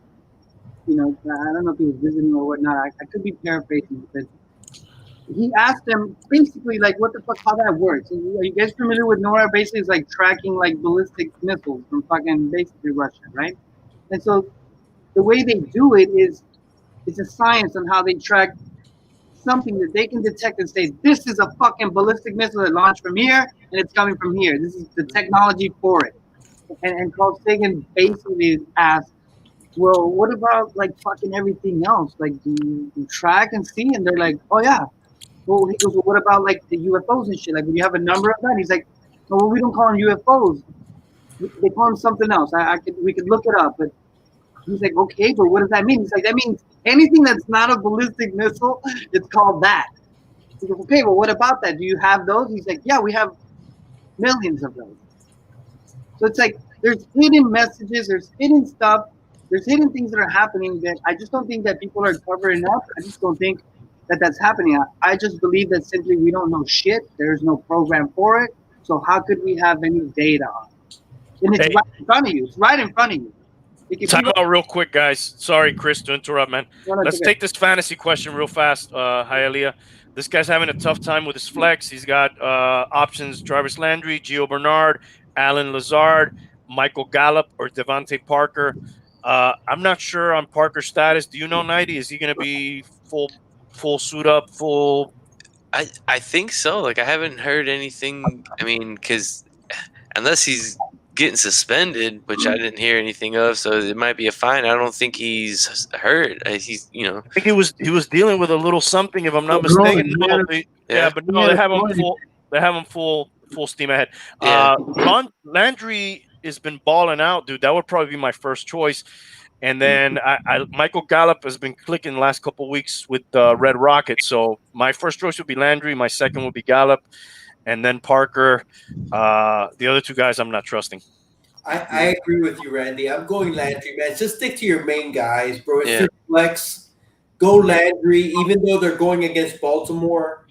I think that's your best bet. Don't try to overthink it, man. Just go with the best bet and see what happens. Don't overthink it, dude. Yeah, I would go Landry as well. I want to talk about another incredible story. The fact that Giovanni Bernard is still playing football blows my mind. Definitely. We got two more real quick here to get through, guys. Packers are playing the Lions. Who are the Bears playing again? Packers defense. I don't know. Packers. I just want to say Packers defense. The Bears are playing. The Bears are playing. Falcons. The Falcons. No. No. The Bears are playing. Jesus Christ, I can't find the Bears. The Bears. The Texans. The Texans. Texans. That's Okay, right. yeah, I'm gonna go Packers as well there on that Yeah, one. the Packers. Yes, Landry is against Baltimore, I'm, but I'm going against Landry. I'm going with Landry. Stick to your guns, bro. Don't try to get too fucking smart. that's your main guy, dude. If you really, if you want to get cute, go with Gallup. But sometimes that backfires, dude. Gallup's Exactly. doing well. It- I'd it- rather lose with my top guys. Then we got another one here: Ingram or go dirt. That's Dallas from Philly. Yeah. This is a toss-up, honestly.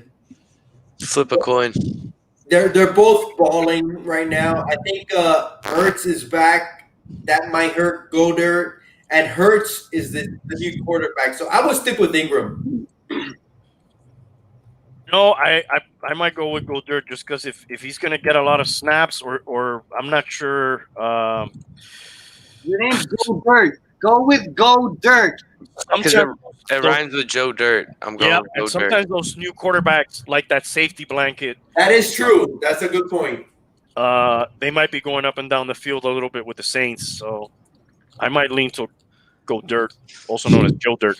All right, but are you buying the guy from Israel or not? Listen, 5 minutes of listening to you guys before I logged in, I learned a lot about football, man. Let me tell you. I don't know if I'm buying them, but I guess it doesn't. Real. None of these real. What do we believe? The stories, man. They're all the same fucking stories. What's going on with that? Yeah, but that just could be regurgitation. Yep. You know, oh, this is the story, and let's stick to it. And you know what? I saw the little green guy came out, and he was freaking big, and he had the long arms, and He didn't say that. He didn't say that.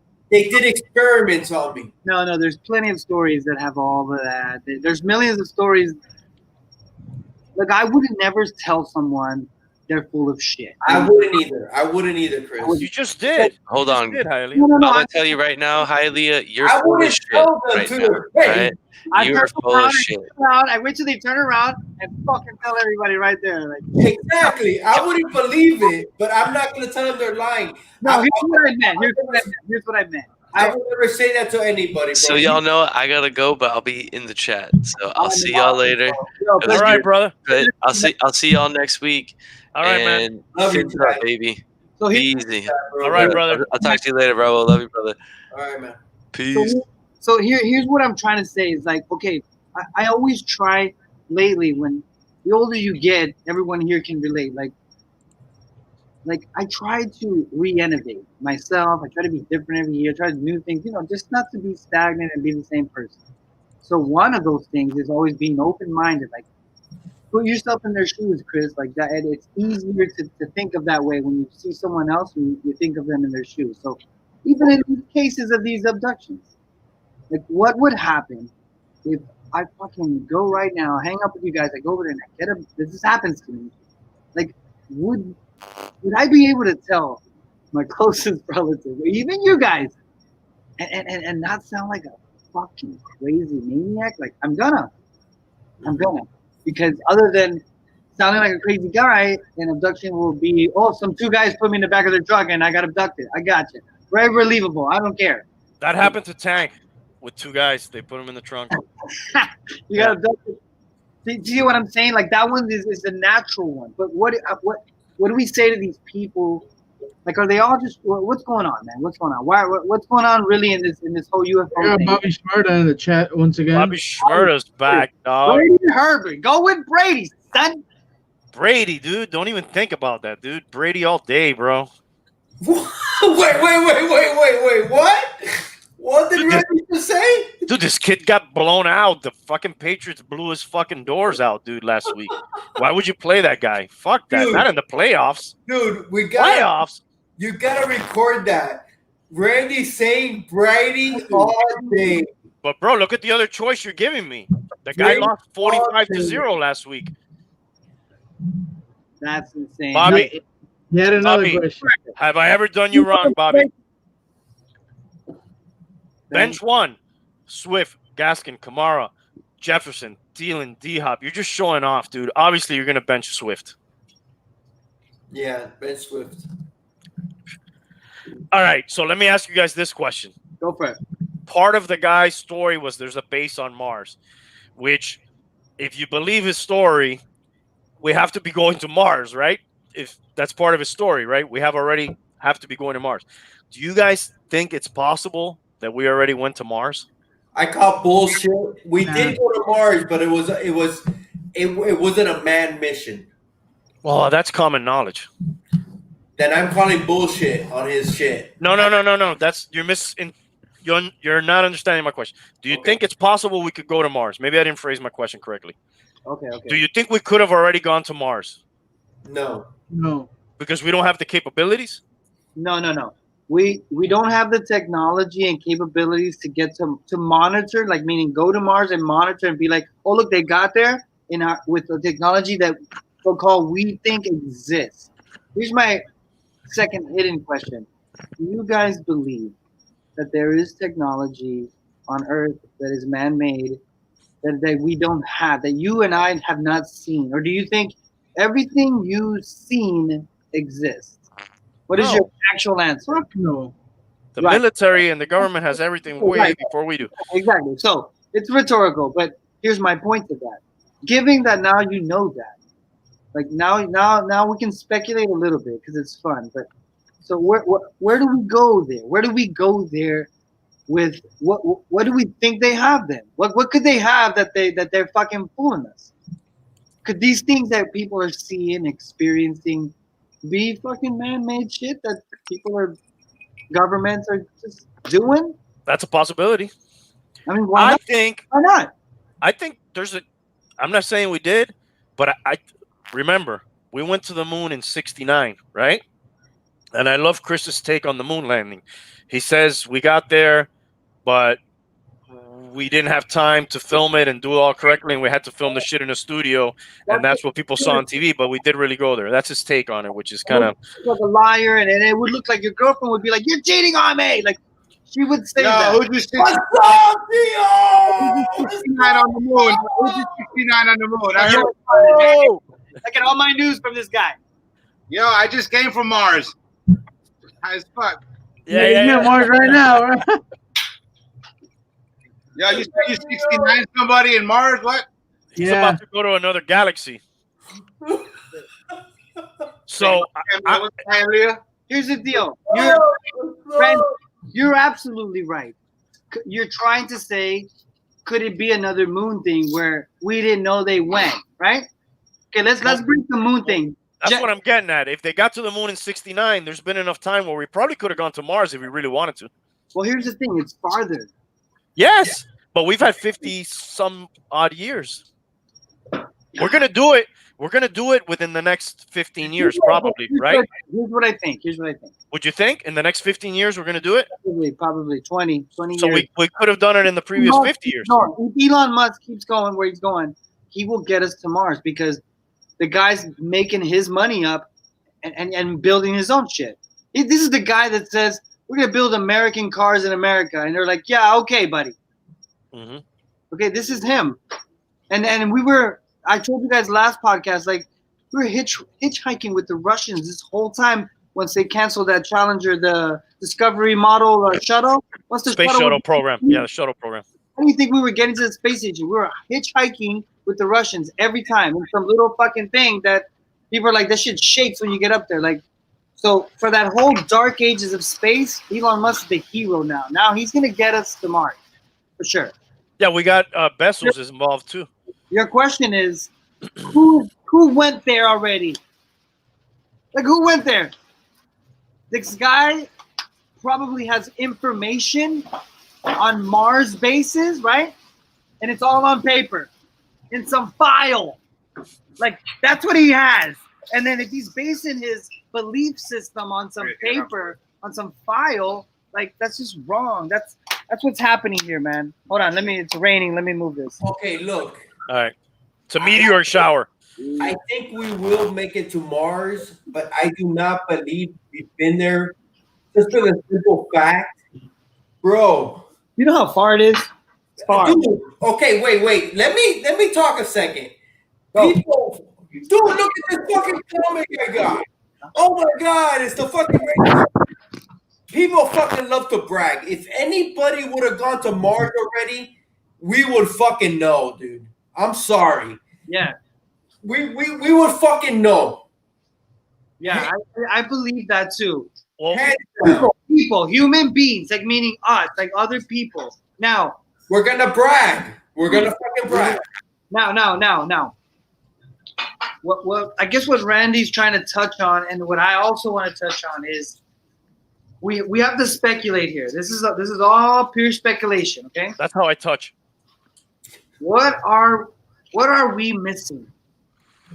What is Money. it? No. Let me rephrase. What don't we know that's out there? What is in your mind that you think is the biggest mystery that you're like, I'm sure the fucking government's doing this? What is it? What is it for you? What's the biggest mystery right now where you're like, I don't believe this shit. It's fishy. Got government hands all over it. The extended vehicle warranty phone calls I get every day. What is up with those, dude? I get those like 5 times a day, bro. Jesus. Hey, can I tell you what the biggest conspiracy is going to be in the next year? The coronavirus. The coronavirus. Yep. And Biggest of all time. the side effects. It's going to be the fucking zombie apocalypse if you get the coronavirus vaccine. That's going to be the next. That's the next conspiracy. Yo, my conspiracy is I think Nate Robinson's still knocked out on the ring and he never That got motherfucker's out, dog. He's in Mars, bro. never got up, bro. He's still He's there. the first person on Mars, bro. He's the first human on Mars. Hey, let me just Wait, go back to what you just said. Elaborate on what you're saying. Like give me the scenario of what you're trying to say. me. Yeah. All right. So what I'm getting at is You're fine. those programs. Go ahead. I'm sorry, Randy. I'm sorry. Randy, highlight. Talk about Hialeah. Like, what did you mean by that when you were like zombie apocalypse? Give it to me, bro. Getting high just from listening to this conversation. give me what you meant by the vaccines. You're saying vaccines are gonna. Because you know what? That shit, everybody's taking a shit. One, that vaccine came fairly fucking fast. The approval is fairly fucking fast. I'm not saying it's wrong, but that's the kind of shit. Dude, people thought people were getting sterile eating fucking Popeyes. Are you fucking kidding me? And That now was real, bro. taking this freaking COVID, there's not going to be no side effects? Well, we know there's side effects. 80% of the people were getting sick in the trials in fucking Brazil. We're not. Everybody's gonna need 2 fucking doses of the fucking vaccine. There's not gonna be any more till June. They haven't even really fucking approved this one as of today, I think. So I don't know, dude. Randy, when you speed anything up, you're gonna miss shit. Yes. You're gonna miss shit, dude. It's just Can you counter that with? Because I did the same thing. I was like, hey, man. The only way I can judge something is say, oh, look, it usually takes this long to make a vaccine. Now they did it in this long, right? So then you say, why? So can we give credit to like advanced science, like better machinery that does data faster with more pressure? So here's my thing. Here's how you solve that. Hey, we did it in 10 days. Holy shit, it's a miracle. You put it in trials. You do the trials, right? And then you have fucking what do they call that when they do the first release of the vaccines, whatever. Right. If the president did it, if Donald Trump took some shit that wasn't even out yet, like he didn't die, like I think at some point I would lean a little bit towards like, okay, I have to trust that the speed's not scaring me. The side effects would. But I wouldn't be like, oh, I gotta criticize you because you did it faster. Like I could see you're smarter. Mm-hmm. But the side effects could come if they took long or if they did it fast. And different people are gonna have different side effects. It's just gonna happen. Side effects are gonna happen. Would you take it? Who would take it here? I would wait. Would you take it, Randy? 10. But wait, Chris, real quick. I'm not in one of those danger zones. I don't have pre-existing. The age is right. If I would be like 65 and over, I will would be next year though. shut the fuck up. I would take. You know what I'm saying? But I'm not in one of those pre-existing. I'm the age is right. No, pretty much none of us, right? But here's the thing. All of a sudden, the vaccine is becoming more scarier. COVID-19, because without, let's say the vaccine didn't come, you've been living with COVID-19, possibly getting it and dying for like almost a fucking year, and I haven't got it. And you haven't got it. So now all of a sudden here comes the cure, and like we're afraid of the cure. Like that's fucked up. Like something's happening in the way that they're presenting or making us feel about this, because like that's happening. We shouldn't be feeling that, right? But we are. I agree. I'm on your side. So fast, because it's so fast, and it's not just one vaccine. There's like 5 vaccines. 5 of them. Exactly. And they all work in different ways. Yes. One does the replication of the gene, the other one doesn't replicate and convinces, then the other one does the shadowing. So it's like all different companies did 5 different ways. So it's like the first time that companies say, fuck it, we're going to just build weapons. They're all different to kill this motherfucker. And I just want the trials to go through, because I believe in trials. Look, vaccinations, I'm a big time vaccinator. I believe in all that. I've studied it. I know the history of polio and smallpox, and that shit used to kill us. Exactly. The vaccines took it away. And now it's crawling back in. Yo, plus we're soldiers, so we got plugged up with anthrax. I got the anthrax vaccine inside me. I work at a hospital. I get flu shit. So yes, there are risks. Yes, I took risks that I could have died, but the percentage, man, of vaccines, like the way they work, is higher. Now, the only anomaly is what you're saying, Hialeah. That shit was done super fast. But could it be that we're just in the age where we're just getting better, man? We're getting better at shit. And there's secrecy. Definitely. You believe in fuckery, that the government lies? They could produce shit, and how could they do it? And you're like, well. Okay, you know what? It's not so much the government lies, but they don't let us in on everything, bro. Oh, they don't let us in on everything. It's they don't let us in on everything. That's what it is, bro. Remember, control the masses, and at the end of the day, you know what, bro? We're the masses. Yes. You know what I think, dude? Yes, the fast part, but we're in the misinformation age. All the handling of this whole virus, things that they said in March are wrong now. Things that they said in April are wrong now. People are not trusting the information. We're in the conspiracy age too, bro. People believe, there's people who believe that they're abducting children in the basement of a pizza parlor, and shit like that. So, that shit on just the conspiracy part. Well, we're in that age, so that's why people don't trust governments and people don't trust shit. When they said all the presidents have said they'll take the vaccine live on television, that cemented that for me. It's like, they know, dude. They know that nobody fucking is super confident, because none has been done so fast. Yeah, we're advancing, but fuck, dude, never like that, man. While the thing is new. It just came out. Fucking, it wasn't even. It might have been out around. Yeah, it was out a year ago. It started. But going to the conspiracy thing, all the presidents are gonna take it, but are they really? Oh, who knows? Well, that's the thing. You can't look. I admire with Obama, Clinton, Bush, and who's the other one? The fourth one, Clinton. What they're doing, but if you really wanted to convince the masses, I wouldn't take it at your government center. I'd go to one of the fucking cities, the inner cities, go to their clinic where they can get it, get in line with them, and take that shit. Yeah. And at least that way, you'd be like, yeah, he went to a real place, but. Hey, we're gonna take it live on TV. Like, bitch, I don't know what they're giving you. Exactly. You're not being transparent. And this is what politicians need to understand. Like, maybe the older ones that have been doing this shit since the 70s when they were in their teens, like I get it. I believe that this country is the greatest country, but we will turn it. We'll turn it around with the new senators that are 30 right now, because they're confused. But by the time they get 70, they won't be on that bullshit where they think hiding is better. Yeah. Like for instance, are we all parents here? I know. Tank, you just had a baby, right? Yeah. Right, that's awesome, bro. Like, look, even with your kids, right? Like, I'm sitting here telling the government to fucking tell me everything. Yet my kid, like, I don't tell her everything.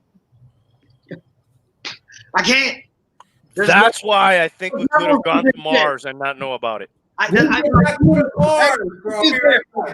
agree with you on some levels. Like, the government should not tell us everything. But there's certain things that you got to gradually get us there. And like aliens. Right. And that's the frustration we're having. If you do know about aliens and you've been doing this shit, like, I think now it's time to start opening the door for the people like us, you and me, because the internet's here, bro. I'm almost ready to be like, oh, you have aliens? Okay, I don't care. I'm watching the game. Like, that's how we are, kind of.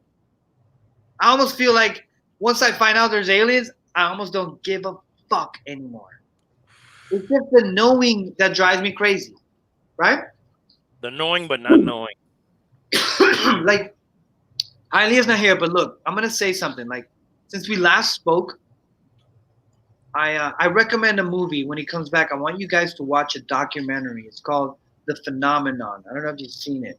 You might have to buy it or rent it on iTunes, but it's basically a collaboration of interviews of like senators and, you know, important people, and just stories that you need to hear, right?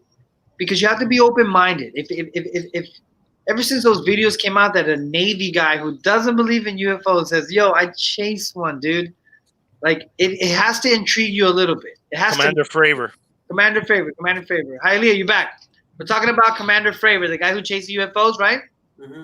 You read up on him a little bit. You see some of his podcasts and stories. The guy's a cool guy, Navy guy.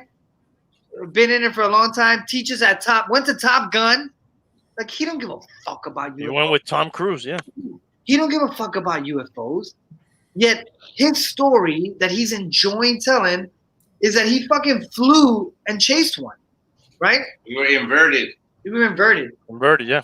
So this guy who has no care about UFOs is suddenly the expert, standing next to a guy for 20 years who's been studying ufology, like who has no experience, just stories and stories and stories. And then he meets his pilot who doesn't give a fuck about UFOs, and he has more experience than him because he actually chased one, right?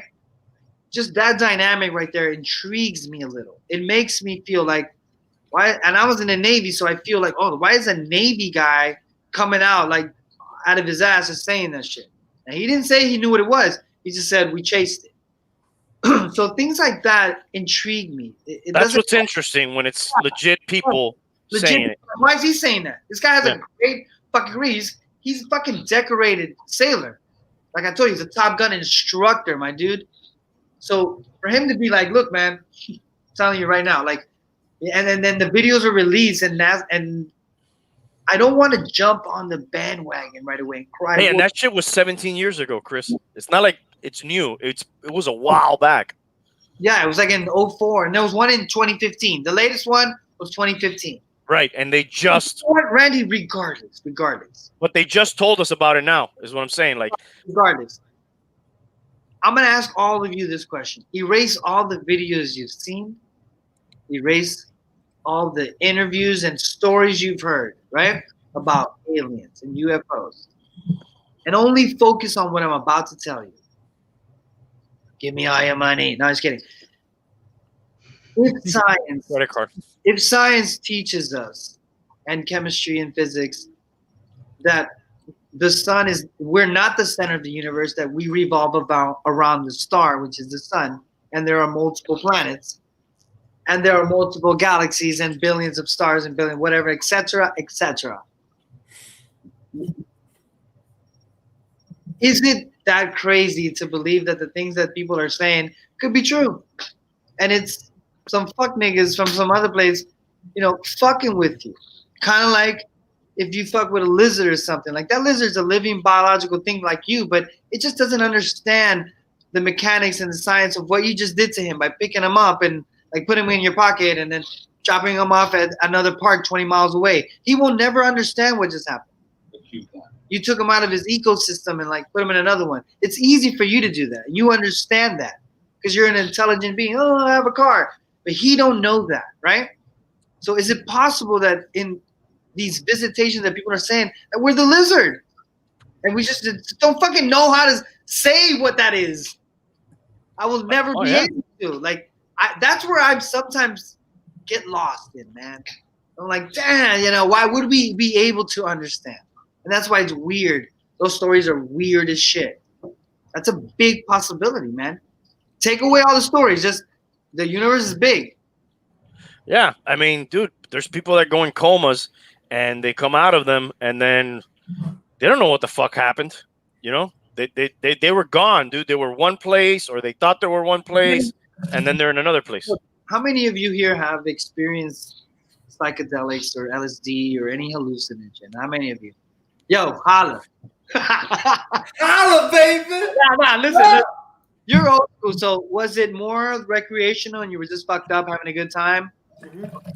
Me too, right? But like last times that I've done like some shrooms and I'm scheduled to do I'm gonna do some LSD recently with my girlfriend. We're gonna drop. I'm doing it different where I'm trying to do like a different mind trip now. I'm just gonna be like party on. I'm trying to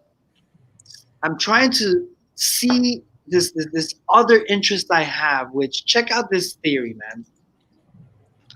There's a lot of theories of spirituality and God and the Akashic record and reincarnation, all this shit, right? And consciousness. Like we don't understand consciousness.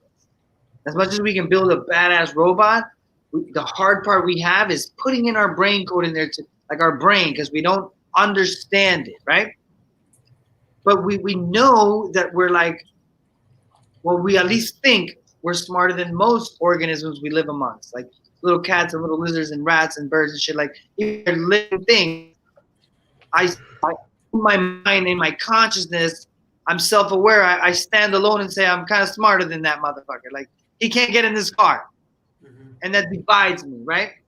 So there's a theory because of the reason I asked you if you guys ever done stuff, because psychedelics and any altering state of mind puts you somewhere else. And people have experiences that are crazy as fuck. They're almost the same. Mm-hmm. So sometimes there's a theory that people are saying that what if consciousness, right, is like something we don't understand because it's bigger than what we think it is, like a hard drive. Kind of like an example of like put your phone on the table, you see your iPhone, right? You can pick that iPhone up, Google anything. It's like an encyclopedia, but really there's nothing inside that phone. It's really getting it from the cloud. You understand? Mm-hmm. The internet. So there are people that say that there could be a possibility that consciousness itself, what makes you intelligent, is such an internet thing that any organism or being can alter their state and tap into it. And that's how smart or where they're at. So an example, there could be a planet somewhere where there are people that are just, or aliens that are like us that also have consciousness, but could they be tapped into a bigger one that allows them to think different and do other things? You know what I'm saying? So Chris, real quick. Yeah, man. You asked the question and you didn't let any of us answer. What was the question? What was the question though? Did you guys do psychedelics? No, there was another question before that. Before that. Yeah, what was the other question? Do you remember? I don't remember. It was forget about everything you heard and knowing that the universe is so big. What are your thoughts? Do you ponder on that with the stuff you hear in culture, like folklore and shit? That's my question. So, sorry, say it one more time. Are you a believer, basically? A believer in? No, I'm not. I'm asking you, erase everything you've ever heard about aliens, but accept the scientific fact that we live on a planet that revolves the sun and there's billions to the 10 billions of suns like this everywhere. What are your thoughts about, you ponder on what could be out there? Has it came here? Shit like that. Like, you know what I'm saying? Just Yeah. give me that fact. Yeah, that's such a loaded. Not being led with Dude, I'm ready to go, Randy. I'm ready to go. I'll Oh. answer this shit. And I've I answered. don't believe in shit. It's all fake. I've answered Oh, this man. before. You're crazy. I've answered this before. Go. I do believe there is life out there. The thing that people don't, that I believe people don't understand, is space is a whole different thing that we just don't understand. How how hard that space is, and I don't believe anything's come here. Honest, I believe there is life out there. I just don't believe it's as advanced that they could just come and go whenever the fuck they please. Now, do you get stuck believing that because in your brain you're wired, biased to think of only the technology you understand? So you're like, the only technology I understand, it's impossible. No, I'm not. What I am stuck with is how difficult space is, and as a human, I don't think we all understand how difficult and how things act and react, and, space is a whole shit that we cannot fucking relate to, Correct. and that's where I stand. I'm on board. I agree. Randy, Tank, talk to me. Dude, there's a ton of shit that I don't understand. I'm not a lawyer. I'm not a doctor. I didn't graduate from college, but I know that they exist and they're possible. So because I don't fucking know it, I can't say one way or the other definitively. Yes, no. But is there a possibility of all that shit? Absolutely, dude. But I don't. Speculate fantasy right now. You're allowed to, with all your knowledge. Like you're just give that moment to what you think, because obviously the I don't know, we're all gonna share that in common. We could stop talking right now because we don't know. Right, exactly. Speculate real quick. Like what are your thoughts? Because you should have your own. You should have your own. I do, bro. Like I definitely think there's shit out there, bro. Yeah. And I definitely think that it's super possible that they can come here. And they probably have. That's how I feel. Tank. Dude, I think that there's shit out there. The fucking universe, there's millions of galaxies. I don't think that they might be anywhere near us. I don't think we'll ever see fucking another alien or. Yo, what if the alien that we have is like a little fucking worm, like a slug or some shit? It's not even like a fucking being. It could be like a fucking microorganism. It could be a flower. It could be a flower. Invasion of the Body Snatchers. It could be a life form. It could be like a fucking microorganism alive. But it's like I'm gonna segue here real quick to something interesting that we've never talked, but I want your thoughts. And I'll use the movie you guys were talking about when I was watching you guys. It's called Trouble with the Curve, which was a great movie, by the way. It was with Amy Adams and Justin Timberlake, Clint Eastwood. I'll throw a curveball at you guys. I've been recently look. Hialeah, listen. I don't believe in none of that shit, but I'm keen to it. I don't turn my back on it. When people are over here roaring, like I'm first in line, still asking questions. Hey guys, how you doing? That's why I'm here. And I'm gonna tell you, I'm still not on board. But I'm very intrigued because of, in light of new evidence and things that I'm hearing. But check this out. I'm gonna throw a curveball at you, and we're gonna go back in time real quick, just to do something different. Because look, I've been reading and hearing podcasts on this guy named Graham Hancock. He's like he's a superb biologist, scientist. Like he also does a lot of archaeology, right? And his big thing is ancient civilizations, right? This big thing is all the stuff we're finding that doesn't make sense. Okay, like old structures that are just like, what's it doing here? And we've always wondered about the pyramids, right? The pyramids are little compared to what this guy is studying. Oh my God, this guy's amazing, bro. This guy's awesome. Okay, you see that thing he saw there? This guy on the Joe Rogan, this guy's one of the best. Yeah, This- that's an ancient. Best he's had. This guy's amazing. Yeah. So look, his theory is this, Randy, Tank and Hialeah. He's basically super into trying to tell us, right, that there were smart, like there was a civilization here before the Neanderthals, before what we call the way I believe in evolution. So the Neanderthals and up, like I could scale you on how we got to where we're at, and I have no problem with that. What I don't know is before the Ice Age and all that shit. I just go with what they tell me. This guy spent his life telling us that there's proof and evidence, just like we proved that the meteor hit the Yucatan where the dinosaurs died. Just the way we can prove that, he's also proving that there could have been a comet that hit the North American like 12,000 years ago. Okay? What that means at that time, it means that if a comet hit roughly 12 or in that frame where 10 or 12,000 years ago, it means it hit at the North American top. It melted the ice sheets. There was a huge fucking flood.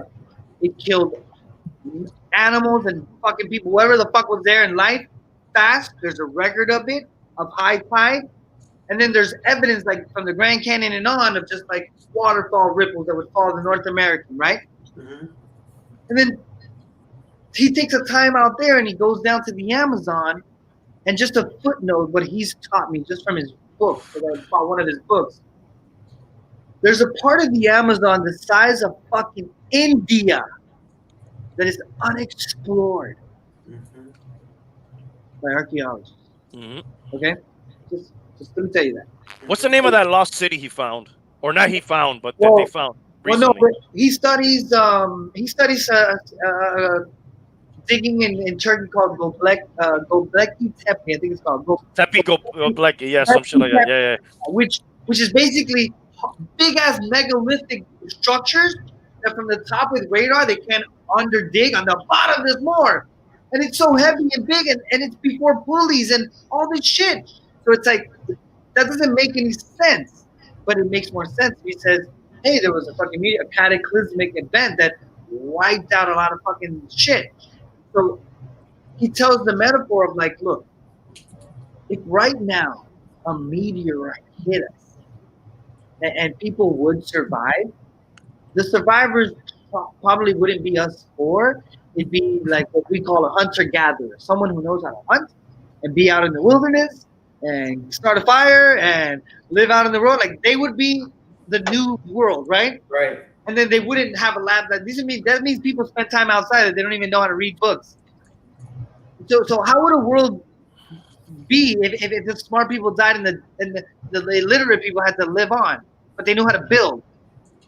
His example is all this shit. All this shit you're finding here, like people in 10,000. This is older than 10,000 years. There's no way Neanderthals could just one day get up and start building this shit. There's just no way. But that's the thing. You take two steps back and one step forward. Correct. So here's his theory. His theory is there's a big possibility because of what you're seeing here on the screen that there could have been humans that were smarter living amongst Neanderthals also and other fucking mammals, whatever. Chris, real quick. No. We didn't come from Neanderthals.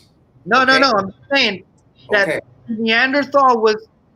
It was a branch. It was a branch. But he's saying there was more branches. Why do we always just stop at the ancient guy? Like, for instance, the Mayan is such an ancient civilization. And I'm finding out that the Mayan calendar wasn't even theirs. It was another civilization before them, was just passed down. And so you say, I don't have record of that guy. So that means the guy before him passed it down. Like, it goes on and on. And so what he's just trying to say is, we're like a species with amnesia. We're walking around just not knowing our forefathers, our ancestors, who could have been doing other shit to build pyramids and shit that you don't understand. And some cataclysmic event came and fucking wiped them out. And what was left was just what we know as our history as the remaining mammals that led to our civilization. And then our civilization digs up some shit that's older than our Neanderthals. And you know what? I'm in total agreement with that. Yeah. When we burned the Library of Alexandria, that destroyed so much shit. It was all there. It was all there. There. And so watch this. And Hurricane Andrew. In Göbekli Tepe, in Pillar 47, one of those pillars, whatever, there's these famous little bags that the people have. You'll find them. They're like little bags, right? They're found all over in every civilization, centuries. And what it represents, or what they're thinking it could be, is like the ancient civilizations fucked around with like ayahuasca, peyote, and shit like that, which is psychedelics, man. Connections with the consciousness, how to do things different. Look right there. Go back to that. You can't see it at the top, but it doesn't show. Like all of this is crazy. I'm not on board all the way because the Wizard of Oz could come out at the end. You feel me? But it's something enough that people should start just putting their money into and finding out. Like it's crazy that you can't dig on. Go back. Chris, I think the point you're trying to make is just because it was ancient doesn't mean that they were stupid and we can't learn from it. And they knew shit that we don't. Absolutely. Basically. Also, this guy's point is like we lost a bunch of shit, right? We lost a ton. And we kind of had to like start over. And that's not really the beginning. What he's kind of saying is like there was a bunch of shit before. Follow up on what I'm saying. This guy went to the detail of finding micro diamonds. Micro diamonds were only made when impact asteroids hit our Earth like that. And so his evidence goes as far as that, as minuscule as that. And then he walks you all the way. It's just, I'm not on board with everything he says, but I'm very intrigued on. He's like, look, all I'm saying is that there could have been some other, people that knew other things, and that's why we're a little confused when we're like, hey, I don't get it. How did they do this? How did they do that? Because it's fun. Not for nothing, dude, but that guy, I could listen to him all day. Right. That guy's fucking amazing, bro. That guy's amazing. Listen to Graham Hancock talk on YouTube on anything. He's not trying to fight no one. He's trying to say, listen, he's a big psychedelic guy because he feels that the ancient worlds used to do that, and he thinks this is just his theory. Because look, do you know what ayahuasca is? Mm-hmm. Okay, ayahuasca in the Amazon. How did these ancient indigenous people figure out this? Check this out. They got high. The main ingredient in ayahuasca is DMT, right? Mm-hmm. And you can only smoke it. So when you eat DMT, there's an enzyme naturally in your body that will counter effect when you eat the ayahuasca plant. So what you have to do is there's another plant that you have to mix it in with that turns off that enzyme, and then you eat ayahuasca and you fucking trip. So first of all, I'm just baffled on how these fucking guys figured that out and then pass it on to cultures and generations on how they really lived their life. And now you and I, we live in a society where it's electronic. We don't fuck with our consciousness like that. We don't. It's funny how we figure shit out, though. We don't be open-minded like that. Hey, you know, real quick, Randy, I want to figure something out. Why are you wearing an Indian's hat? That's a dope hat, dude. That's just almost like wearing a fucking badass hat, dude. But I'm kind of taken aback, dude. Because I'm a rebel, and this is like wearing a rebel flag almost. I like that. That is a fucking badass hat, dude. You know what I want to know? I want to know who's the first guy who baked bread and then decided to bake it again and make toast. Like, yo, we should cook it again. He's the idiot who burned it. He's the idiot who burned it. Fuck, I burned it. He's like, we bake the bread and then we leave it, and then we slice it, we bake it again. Check this out, Randy. How crazy is it that at one point in time, the symbol that's on that cool hat was a certain type of people that lived here, and like You know what I mean? Like Native Americans. Like it's crazy. Randy, that's a Like badass a horrible cartoon. Right. Serrano, dog. And That's I a love it because of that badass movie. hat, Randy. This is gonna be gone in the next few years. This is the next Redskins. oh, Yeah. I need to get me one of those hats, dude. That's a badass hat. You should get one before they get rid of them, like the Redskins. You guys should all go to GMPAeroMiami.com and purchase whatever you want. Use everything is free. Yeah, right here, bro. GM Piero. Now look, Hialeah, I was telling people, like, Hey, hey, I gotta get me one of those. Yeah, bro, get me one for Chris, dude. I'm gonna make one for the next podcast. Yeah.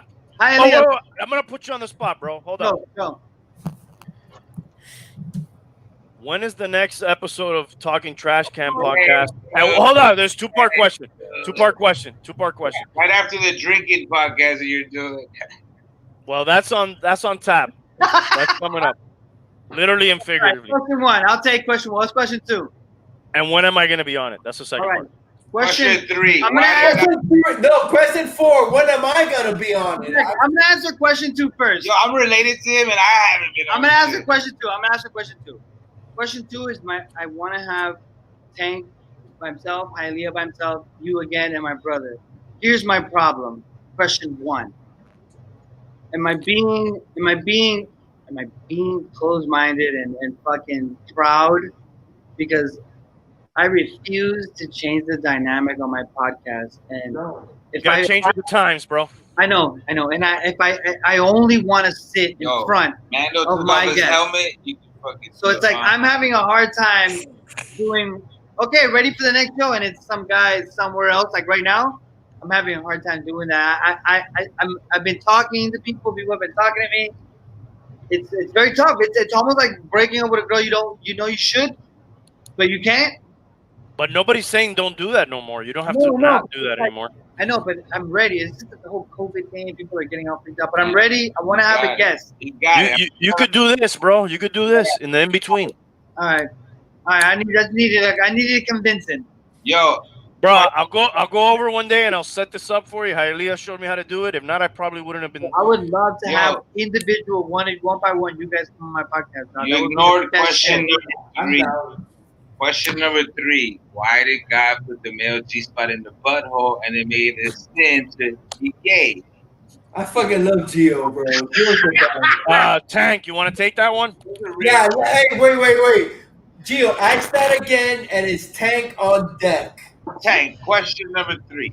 Right. Why did God put the male G-spot in the butthole but made it a sin to be gay? He's an evil and cruel God. I'm a jealous God. He said, I'm a zealous God. Listen, sometimes I go hard on people like with religion. Like sometimes I've learned to calm down too. Because I myself used to be I was Christian. I used to be Christian. He's an asshole. But I'm also now on the verge of like also trying to understand religion now. Like why is it so powerful? Yet it could be possibly fake. You know what I mean? Like it's crazy. Yo, but what? I mean, it's like a big cult. It's a big cult, bro. Chris, have me on. I need to. All right, don't fucking beg, bro. Don't fucking beg. Hey, you know how he is? One day somebody passed away. He was like, oh, they're in a better place. Like, no, he's not. He's just dead. He's like, hey, the best place was here. While we were inviting each other on other people's show, when am I gonna go back to your show, Hialeah? I might be starting a new one. Huh? We're starting a new one. All right. I'm waiting. You know where to find me. I know where to find you.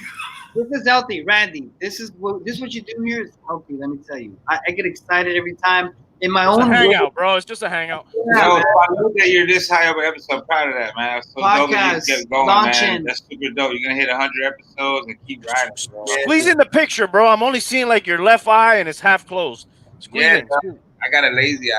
There you go. Me too. I am blunt fan. Yo, son, listen.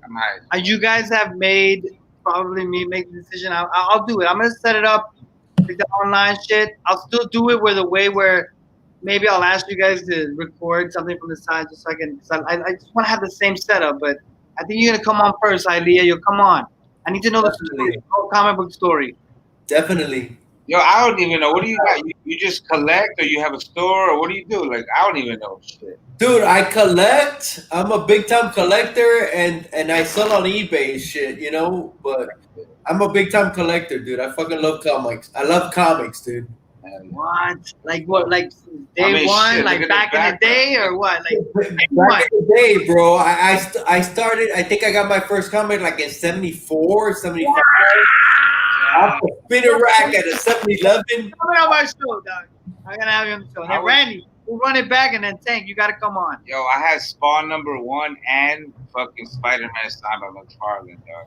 And I sold it like a 20 piece in high school, nigga. I so regret it. Dude, whenever you want, I'll show my collection, bro. I'll show my collection. I got you. That'd be fat, man. That's dope. I got All right, you. I want to ask Tank something silly Go. that I had on the slate here. Why do you like Dragon Ball so much? It's my childhood, really. Show off your sleeve again. So, Dragon Ball Z. Yeah. do you want to show off your sleeve again? Let's see Maybe it. sure. Let's see it right now. Show it again, dude, bro. Fucking show that shit off, dude. That shit's badass, bro. What? Hold on, who you got there? Yes. Turn it around. Yo, show Goku again. Show the new one. Let's go, Tanks. The new one. There you go. Whoa! Who's that on top? Vegeta? That's just not even Yeah. done. Damn, you're gonna have the whole sleeve done. That's fat. I like that. Badass, bro. Man, I like that. So, is that like for me liking G.I. Joe? Is that basically what it Yeah. is? Same thing. Say with Yeah, me. I would say the same thing. Yeah. Star Wars with me, G.I. Joe with you. Look, Dragon But you Ball. know what? I understand G.I. Joe. I do not fucking understand Dragon Ball. I don't fucking understand. You don't understand Alright. G.I. Joe. Of Listen, course you do. Randy, They're guys, the military. Randy, who's your favorite G.I. Joe figure or character? Shipwreck. Cobra. shipwreck. That's Shipwreck. Shipwreck. And Cobra Commander. Who the fuck chooses Shipwreck? Dude, He's the funniest guy. Dude, it's Yo, Snake Eye. He's in the Navy. Yo, Snake my, Eyes doesn't even talk, bro. He's a Bro, badass he's ninja, badass, but bro. there's not a lot, dude. You're not gonna have a lot of good dialogue with Snake Eyes. Mine was No, there isn't. There isn't a lot of dialogue.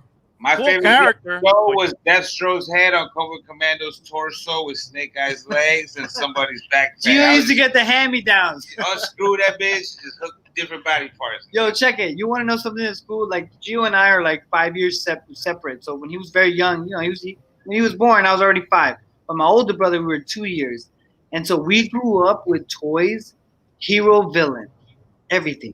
Like my brother Mario would get He-Mans, and I would get Skeletor and the crew. I would always go villains, bro. Right. I would always go You villains. get Autobots, I get Decepticons. Like Yeah. it was awesome.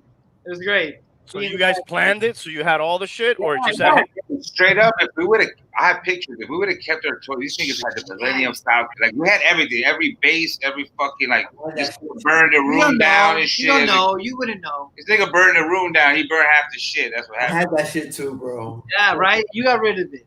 Look, the last toy that lasted me made it to Miami in '89. I'm in middle school, and I tell this kid that I have, what do you call the white monster from Hoth? The Hoth snow monster? I forgot what his name is. Wampa. Wampa. The Wampa. Ralph! I had that toy. And he's like, you have that? I'm like, yeah, what's up? And I sold that shit. You know, like that's a collector's item. Yo, I still got Casey. You know that little radio that like you put a tape in and that shit talks. Look at Shipwreck, there he is. Remember that episode where they all got brainwashed? They were living like on fucking like on a fake land, and they were all being brainwashed. Bro, G.I. Joe was so fucking ahead of its time, dude. There's a whole episode where they take Shipwreck is like the main guy in this episode, and they take him to this fake town, and he has like a fake wife. Yeah, that's and what I'm telling you. Where he didn't know it was like a Stepford Wives episode. Is that what Yes. Everyone melts. They're They all fucking melt, and he's like, "What the fuck's That's a going bad on, bro? I'm tripping, dude. That's not really for kids, The but only that thing shit I was don't like dope." about G.I. Joe is that they all had bad aim, and nobody killed nobody. Wait a second. All Real right, quick. shooting and nobody died. Wait a second. Shut the fuck up, dude. They were stormtroopers. Did you guys watch the Mandalorian episode today? Wow. Yeah. Oh, wait. Shut the fuck up. All those stormtroopers all of a sudden knew who the fuck to shoot. What the fuck was up with that shit? Well, there dude? was a lot of them, bro. There was a lot of them. Wait. Yeah, but they were all fucking shooting and hitting all those fucking weird pirates guys, dude. Hey, but those pirates would have normally dipped. Yeah, dude, but the fucking stormtroopers never hit anybody, bro. Get the fuck out of here. There was a million of them, bro. Look, there's a theory out there that the reason why stormtroopers were bad at aiming when they started shooting at the rebels is because the Force wouldn't allow them because of their betrayal of the Jedi. That's a theory. That's a theory. You But know what? I agree with you. I agree with you. Or they're all lefty. I'll go with that theory, because you know why? I fucking love the stormtroopers, bro. Fuck I love the stormtroopers. I don't give a fuck. I still love them, dude. Oh yeah. You know, my brother Mario didn't know that the Nazi German soldiers were called stormtroopers. Yeah. He's like, what? I'm like, bro. nigga, like that's what they were called, stormtroopers. Well, dude, the officers in Star Wars, they look like SS, kind of. Oh, they're SS, dude. They're all SS. Yo, you guys gotta look up, fact check this. They said the word bistec came from these Spanish people were serving the white people, and they were like, "Yo, what you gotta eat?" They're like, "Let me get some beef steak." They're like, "Oh, mira, el gringo quiere bistec."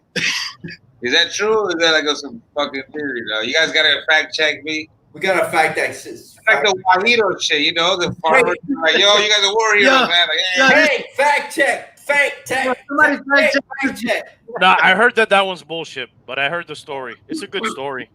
Hell yeah, The war hero, Wahito shit. I need to prove that shit. Fuck that, bro. I recommend when you have a chance, like I tell you, Waxing your butthole. Dap into every kind of topic. So Anal bleaching. I went into the UFO thing just to see what's up. There's the best thing you can watch out there right now, 2020 film. E.T. It's called The Phenomenon. Okay, Oh, and you're gonna hear. You'll you'll see the interviews with Harry Reid. These people, you know, high places, just talking shit. But there's some footage there that you should see because it's something that should intrigue you to do more investigation, or at least to write about it and to tell people about it, because people need to know if that's China or Russia, or did you fucking create that new spying weapon? Like, you have to check that out. It's pretty Yo, good documentary. who believe in reincarnation? Nobody. You get a one-up mushroom in Super Mario Brothers. But you know what? I don't either. As far as like, oh, I was a fucking horse before, or a goddamn whatever. I think I believe it in the sense if you think about it, everything it just does recycle. Because look, all this shit that we're touching is like basically fossils and bones of niggas that go to the soil and just we break it up and make fucking clothes, make wood. So it's basically like humans. All this shit around us is basically lives that live here on this planet. Just, dust to dust. Yeah, it's just basically life is what we're making everything out of. So basically, reincarnation does. Hey, speaking on that for a second, it came out. What happened? One and done. Yeah. Yeah, we know, dude. We knew that was your answer. It's hard to reincarnate. No, I mean, like, I don't think you come back. I don't think there's no conscience. But I think if you think about it, technically, physically, we are reincarnated because soil, about nature. Shit becomes rock. It becomes fossil fuel. And you break rocks to make this. You break metal. You get so basically, what is all that shit? It's just bones and like Neil deGrasse Tyson. You guys familiar with him? He's pretty cool. He's a pretty cool guy. He once Black Science Man. Yeah, he once did a seminar and someone asked him, like, you rather be cremated or buried, right? And he was like, look, if it was the old days, I would love to be buried in the ground, but now we're buried in caskets. But I would have loved to be buried in ground. He's like, for the only reason that I would love for fauna, which is animals, and fauna and flora, which are plant animals. Nature. For nature. He said it poetically. He was like, I wish to be buried so fauna and flora can dine on me as I have dined on them all my life. Reincarnation, my whole life I've been eating plants and animals. Now they shall eat me.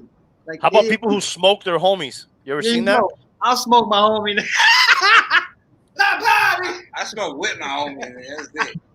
But it's a crazy thing to think of that recycling shit, that the conscious recycling shit. It's hard. I don't think anyone's come back and like, fuck, I'm a cigarette. And he's like stuck. And he hates his life for like 20 minutes until he gets smoked. Now they're mixing your ashes with like seeds and soil. You can plant like a tree with your fucking, like instead of burying you, like they give you that shit. Yeah. Or they press it into like rubies or like stones and shit. So you have like a necklace and shit. Like what are your theories on that? What are you guys' thoughts on the behavior of what we do when someone dies? Like animals cry. Business. Animals cry and they fucking mourn, but they don't do like a ceremonial burial and like fucking put some shit up. Lechons and shit like that. Like there's millions of ways we celebrate death when someone dies. Millions. You heard that Puerto Rican lady that fucking like had her fucking son all dressed up standing in the living room for the viewing. He was like dead, but they had him like standing in the corner. He was hanging out at the party and people were just walking around. Well, dude, you see all these old pictures and it's pictures of dead people. And they dress them up and they would pose them and all this shit. That was old school. Who started it, right? I'm going to leave some very specific instructions and I'm leaving it right now, actually. So like, when my children watch it later, I don't have the full specifics, but like I want there to be like alcohol, music, and like a festive atmosphere. That's what I would want. That's a good way. Some people do that shit. A celebration of life, like it's complete, and now it's a celebration of it. Yeah, put the podcast on in the background. Making a fool of myself. Who has a podcast here? You got a podcast? I got my channel. I do shit on my channel, but check him out, Hialeah Comic Bro. His link's in the bottom. Like, look, Tank, I'm gonna be on his show again one day. Being that you have kids, I thought of this one time. I was like, look, the great thing about podcasts or music, like my brother records, or anything you do, is you're leaving it in the fucking cloud, man. Yeah. You're in the cloud for your kids' generation. You want to hear him? There he is. Yo. Unless an asteroid hits us. Unless an asteroid Chris, hey, dude, real quick. That's a fucking great point, bro.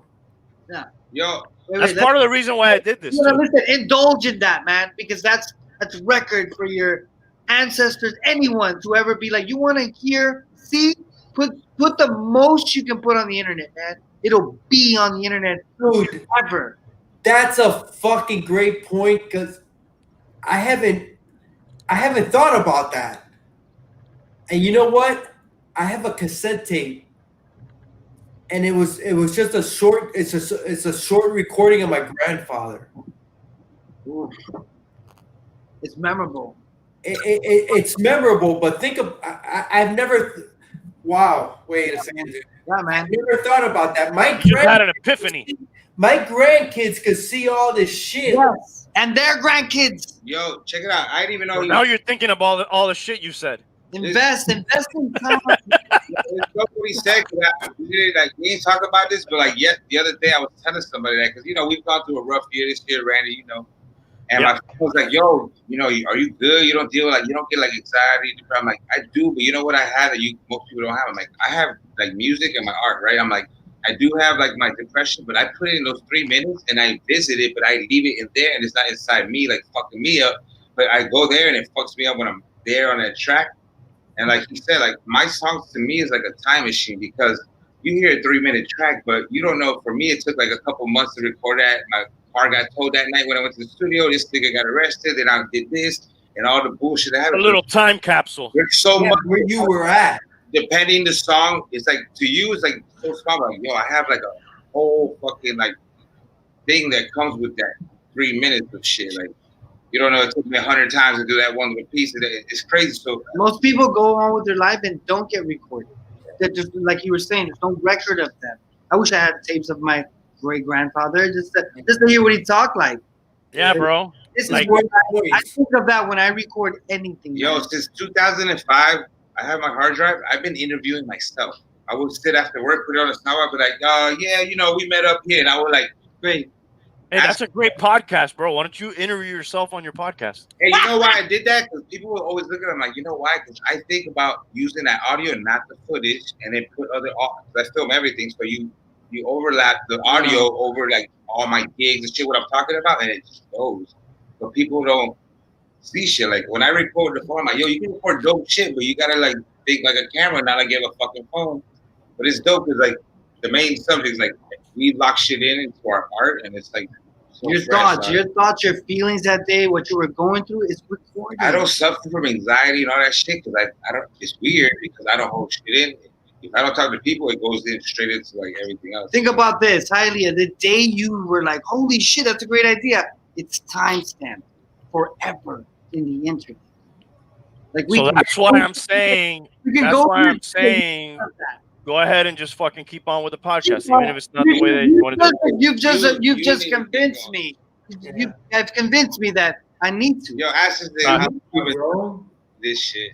Huh? You know what? It's that you need to, and it doesn't fucking matter who's watching. It doesn't fucking matter if one person watches, if 0 person watches. And you know what? To another point, Tank, you got those tattoos. I have tats. I know where I was at. I know what state of mind I was at. I think he's drunk right now. No, I'm not. Okay. I'm a little. But I know who I was with every tattoo I got. I don't know if you guys understand that. Of course. There's a story. But I know every tattoo means something to me. Do you ever think about that podcast shit, Tank? What we're talking about? The record that it being recorded? Behind? Yeah. And Tank do that to you. Tank. You never think about that? Where'd they go? I fucking love Chris and Gio. They were frozen. Into outer space. Like, I know where I was at with this tattoo. I know where I was at with this tattoo. I know where I was at with this tattoo, and I got it for reasons. And that's just the way it is, bro. Yeah, bro. I hear you, man. I know. There's always a story. Dude, I would love, like he was talking about, Chris, I would love if my grandfather had a podcast. Like, that didn't exist, but like to have recordings of my grandfather or my dad. Even I'm gonna do a podcast with my dad and my mom hopefully soon. You need to. Yeah, because it's gonna be just like a cool thing to have for me and for my kids and their kids, and it's a cool little thing, dude, that we can do, that we have the capability to do. That didn't exist before. I barely know my great grandfather's name, dude. Yeah. That's all I know. Like his name and a couple things that my dad remembers. Yeah. It's crazy how that shit just gets. And you know what they say? You're not dead until the last person that remembers you dies. This is. If they don't pass you down. This might keep us living longer. Well, as long as there's YouTube. As long as there's YouTube. Yeah. Dude, another thing I was going to talk about when this guy was saying, Gio was saying people die and then they become dirt, dust to dust and all that. And then you get this year, supposedly, human-made materials for the first time ever outweighed living things on Earth. What do you mean by that? I didn't know. Yeah, explain that. Concrete buildings, roads, automobiles, houses. That amount of matter has surpassed the remaining amount of living things, animals, trees, grass, shit like that. I'm not exactly sure how they measure this. It was a study that came out, but supposedly this year we surpassed in weight the amount of man-made materials versus all other living things on Earth. It was a study out of Israel too, which Israel was in the news this week. So you're saying that there's more like inanimate objects than living. Yes, concrete, steel, man-made. Obviously those things are made with earth materials, but they're forged by man Yeah. into something else. That's the story. Anyways, that made me think about it. The other thing that I thought about when they were talking, it's easier to get your thoughts in when there's only 3 people. The other thing that they were talking about was reincarnation and shit. Dude, they're talking about like, the possibility one day of like uploading consciousness and shit. You guys ever heard about that shit? Here, I'll tell them about it while they're here. Hey, That's bullshit, bro. I don't believe that shit. What? You don't believe anything. I don't believe anything, dude. I can't help it, dude. I just don't fucking believe everything. You gotta open your mind, bro. You gotta open your mind. The thing is, Randy, my mind is open. What are we talking about? It's not No, it open. isn't. Bullshit, dude. What? I was touching on. Let me tell them real quick because they weren't here. Gio was talking about when people die. He went away. He doesn't want to hear the truth. When people die and dust to dust, ashes to ashes. We maybe become some other thing, a tree or whatever. Grass grows out of where we're buried. Nothing. We just, if you think about it, like we do, we just become soil and it become earth. I'm going on another theory. Right. Some people are Elon Musk has talked about it. One day in the future, maybe we can upload, with the cloud and all that shit, you can upload your consciousness, your memories, shit like that. And maybe you could fucking come back in a fucking AI with your fucking You ever seen makeup. Chappie, Randy? I suggest go watch Chappie. You'll love that fucking movie, bro. Which one? Chappie is exactly what you just said right now. Oh, Chappie. What the movie's about, like consciousness being transferred to AI and living past, like live forever. Look, I had this talk with my daughter the other day. She's 19. But she was asking the same questions. Like, do you think ever we'll get this? And I told her, look, here's my theory about the future human. Okay? And I'll make this assumption based on my own record. And what I mean by that is who I am in 2021, wearing this hat. I got a fucking beer right here. In my pocket, I got my cell phone. I'm talking to you on the internet. Your brother's next to you. Oh, right here. Hialeah, real quick. So the concept I want to bring out so we can all talk about is this. He doesn't believe in it. No, I know, but the comparison of time. So you could say, I want to make an assumption of what humans would be like in 5 or 1,000 years from now, right? So I'll take my own record. And I was trying to compare myself to like early humans to me in 2021 right now with my beer and my phone and my laptop, right? Like it would be super hard for me to even communicate with my own species if I go back about 3,000 years or even 1,000 years. It'd just be completely hard for me to talk to him. Just first of all, because he doesn't even speak my language. Let alone he's not gonna understand what I'm wearing. It will probably kill you. Yeah, it'll probably kill me, or he'll think I'm an alien. Correct? So in theory, if I could see what we would be in 500 years, it could scare me also. It could make me feel like I don't know what the fuck I'm seeing. And I'm okay with that. Definitely cyborg. Right. So yes, so that's my point. I believe that in the future, the only way that we can survive as a species interplanet, like at least say, shit, we've been here for so long, like millions of years, and the sun's gonna blow up. Can we bounce to another planet? Like, yeah, no thing. It had to be a different human. It won't be this guy, this 2021 biological fucking ball of blood. It's got to be the next human that is more evolved, that probably integrated the phone already, iPhone 24, and it's in his fucking nervous system. Shit like that. Like the neural link that Elon Musk is working on. You no longer have real skin, so you don't get solar burn, and you don't have to, drown ever. So things like that will change the way you can explore. But yes, for sure, goes back to what Hialeah said. This guy, he can't do nothing, man. He's stuck on Earth like a squirrel. He can do Talking Trash Can episode. What's the next one? All right, look, I promise you guys. January, first week of January, I'm doing my podcast. Hialeah, you coming on first? I'm on, dude. I gotta have new people before I have my re-guest. and you got to be my first guest back from the. We'll do it. I'm on, dude. Right, The thing about where you're talking about evolution, and this is another factor that people just don't understand. Evolution is over thousands and thousands of years. It doesn't change from one year to another. No. But I do believe evolution is sped up.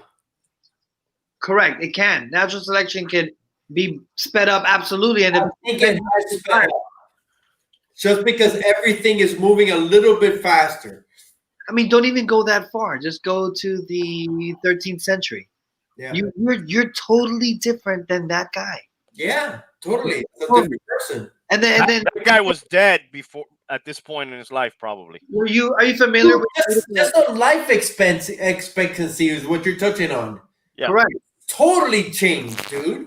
Touching it. We were not by a little, by a lot. Yeah. It was like 30, 35 years old. And we didn't we're leading into the 70s. And back in the day, we didn't always drink milk. When we decided to farm and we found out how to milk a goat and a cow and all that, we started drinking milk, which is the second source of hydration. Half of the population is lactose intolerant. They can't even drink milk. Let me It's say not this. natural, really, dude. Drinking milk is not natural, bro. Not natural. No, I'm not saying it is, but we've No, evolved. yeah, I'm just making that point. Evolved to where there's two humans already. So when people say, "Oh, where's evolution?" Bitch, I'm telling you, there's lactose intolerant people and there's people without it. So there's evolution. There's two types of humans living together. That Let me milk say is this. for the baby. One who can drink milk and one who can't. Yeah. Noah Wait a second. Tank is talking. Noah was a conspiracy theorist. I'm till it speaking, started Mr. Vice fucking President. raining. Sorry, what?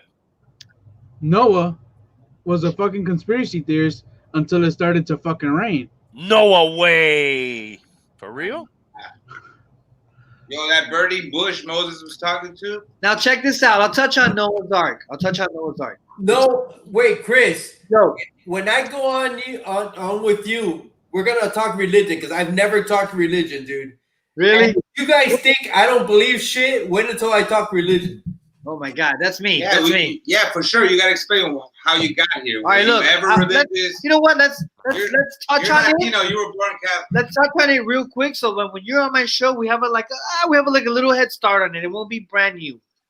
Let me ask you something, okay? He doesn't believe in it. Right. Which in all fairness, neither do I. I am completely atheist. Like 99% of the answers are going to be he doesn't believe in it. correct. I'm not gonna say I'm atheist because But I'm agnostic. But I am fucking agnostic, and my wife hates it. Right. My wife hates it, but I am agnostic, and I was born Catholic.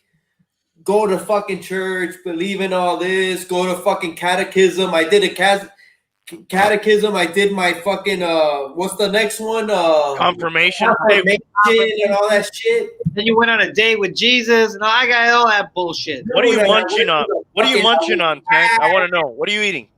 Here's the thing. I'm fucking hungry. What are you eating? Combos? What is that? Oh, okay. Cape Cod. Fuck the fucking New England area. All right.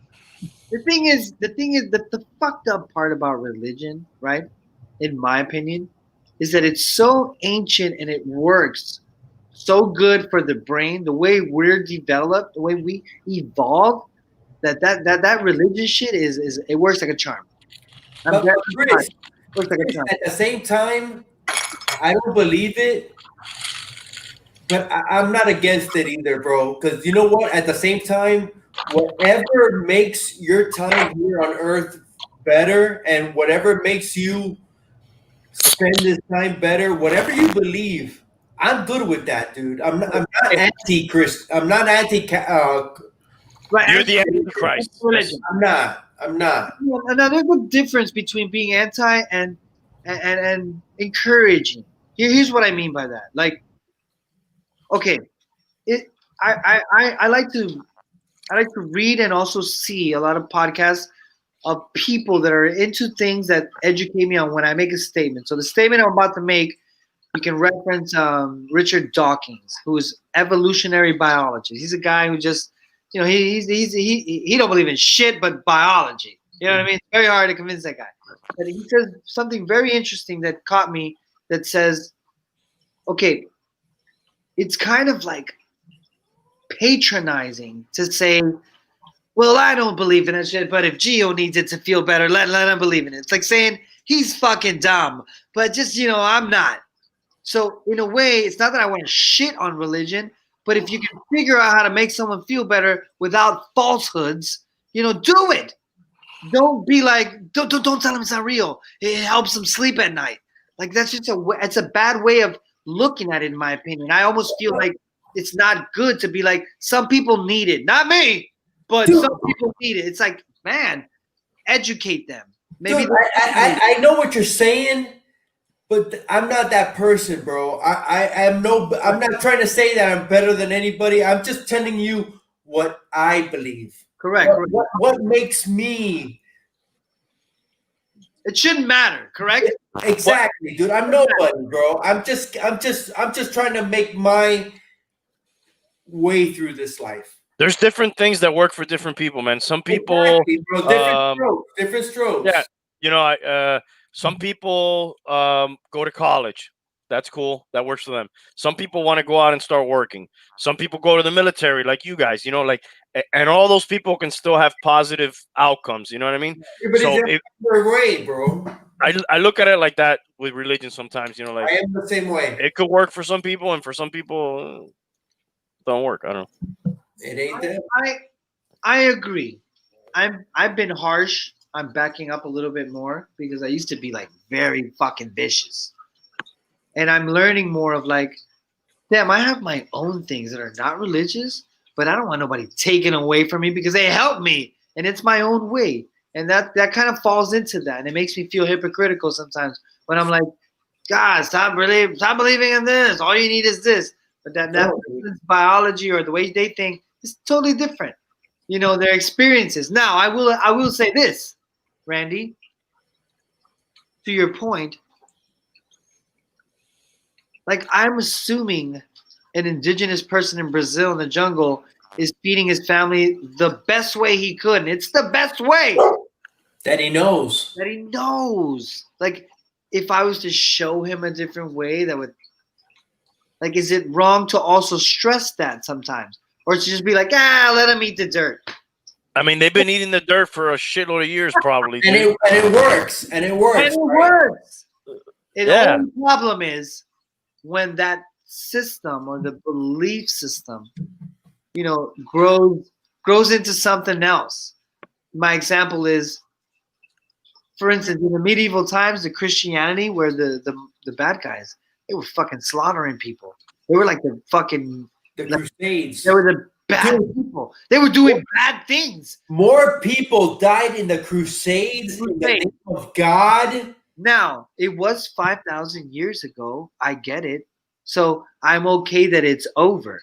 But then when you see something like, poor Muslims, they get a bad name with their Islam religion because there's a high percentage that every time you hear Allah Akbar or whatever, somebody's blowing up a bomb when it shouldn't be that way. Mm-hmm. It should be in a poetic way where you're praising God or something like that.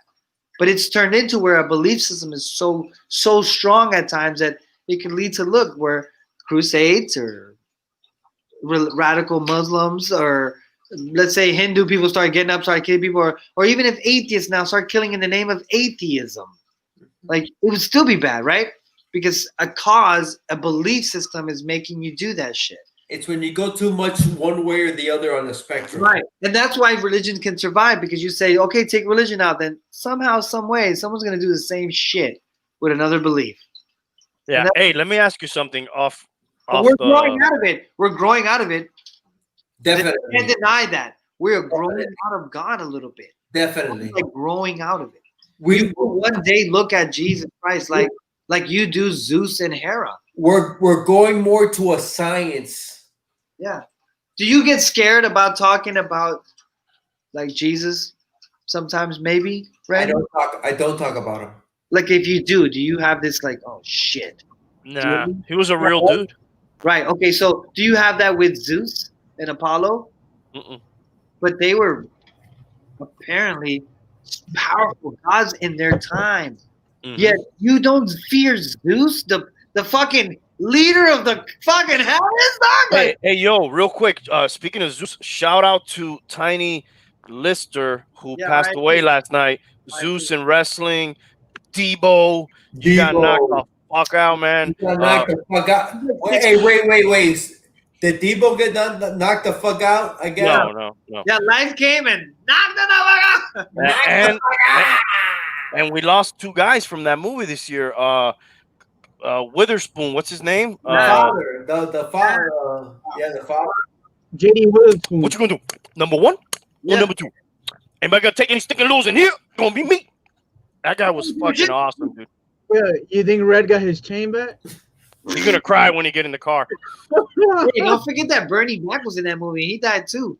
Oh yeah, but that was a few years ago. But yeah. Let me get a little bit for the cataracts. What a great movie. Aka. What a great movie, man. Yeah, awesome movie. Once in a while, I made it when my kid was young. You do young things and you enjoy your kids, but then they get to a certain age where you get to do extraordinary things. Like she's 19 now, so now once in a while I could be like, "Hey, it's time for you to watch an old movie, so you can have it in your repertoire." Like, make her listen to like a Wu-Tang album, and you got to watch Friday, and that's fun, man, because you don't get that a lot. Growing up, my pops used to do that. He used to show me old movies and like, see this, and like that's their time. That's special. That's a good thing that's happening right now. Me and Randy were talking on a movie about that, and it was Office Space. Oh, great movie, dude. What a great movie. Love that movie. Space. We were talking about that yesterday, bro. Office Space is fucking must watch. Fantastic movie, man. I haven't seen it. It's a great movie. The Stapler. Oh my god, that's got a cast. PC Low Letter. I'm gonna need you to come in on Sunday. Sort of got to play catch up. CPA.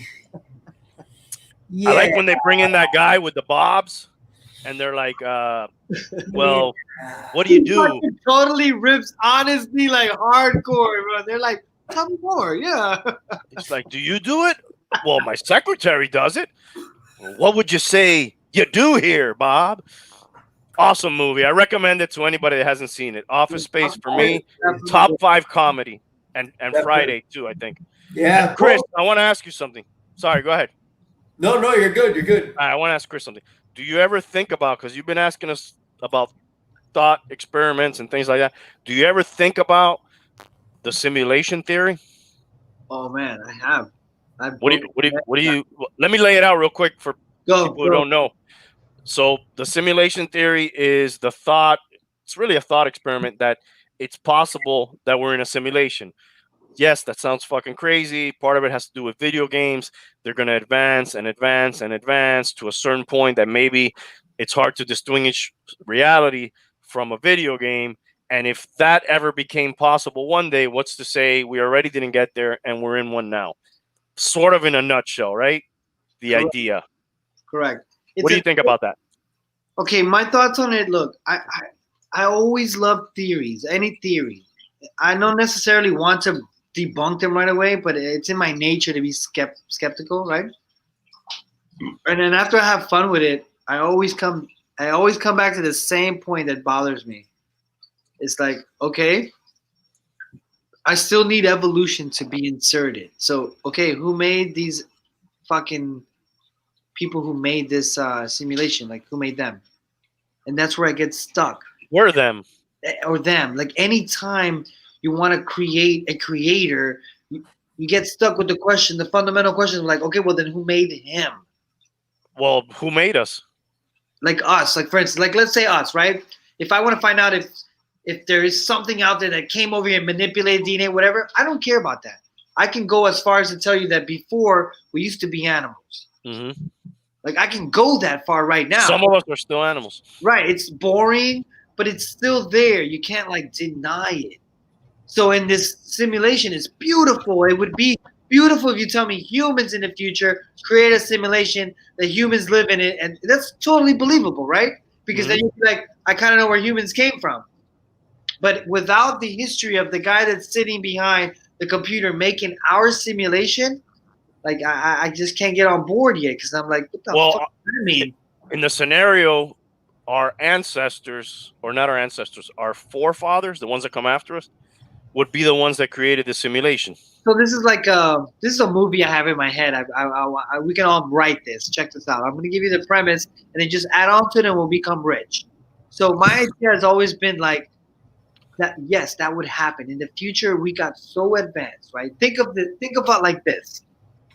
All these alien sightings, right? They all have big heads, big eyes, no genitals, kind of very skinny, thin bodies, right? Which is kind Talking about Jonas? Yeah, I'm talking about Jonas. Which is kind of like where the human. My bad, dog. It's kind of like where the human is heading from his birth. Like where we used to be strong, big, strong jungle guys. Now we don't even want to fucking have genders, dude. We just want to fucking. Exactly. We're gonna get to the point where we only care about thinking, advanced technology, and we don't really need to reproduce because we can do it with a fucking click of a button. So it's not far-fetched to think that in my movie we get that advanced, but we're coming back in time, fucking shit up, and like helping build the pyramids and giving us the electronic board. Maybe they want to see what fucking is like. Maybe they're like, let's build a simulation because we don't even fuck anymore. Maybe we're just fucking porn for the future civilization, dude. The thing is this: we need a sample. Like Hialeah says, listen, it's arrogant as fuck, but I need the evidence. Because after that, I will then make my assumption. But I'm assuming that aliens are like us. That they do experiments. That they like to fly. That they like to drive.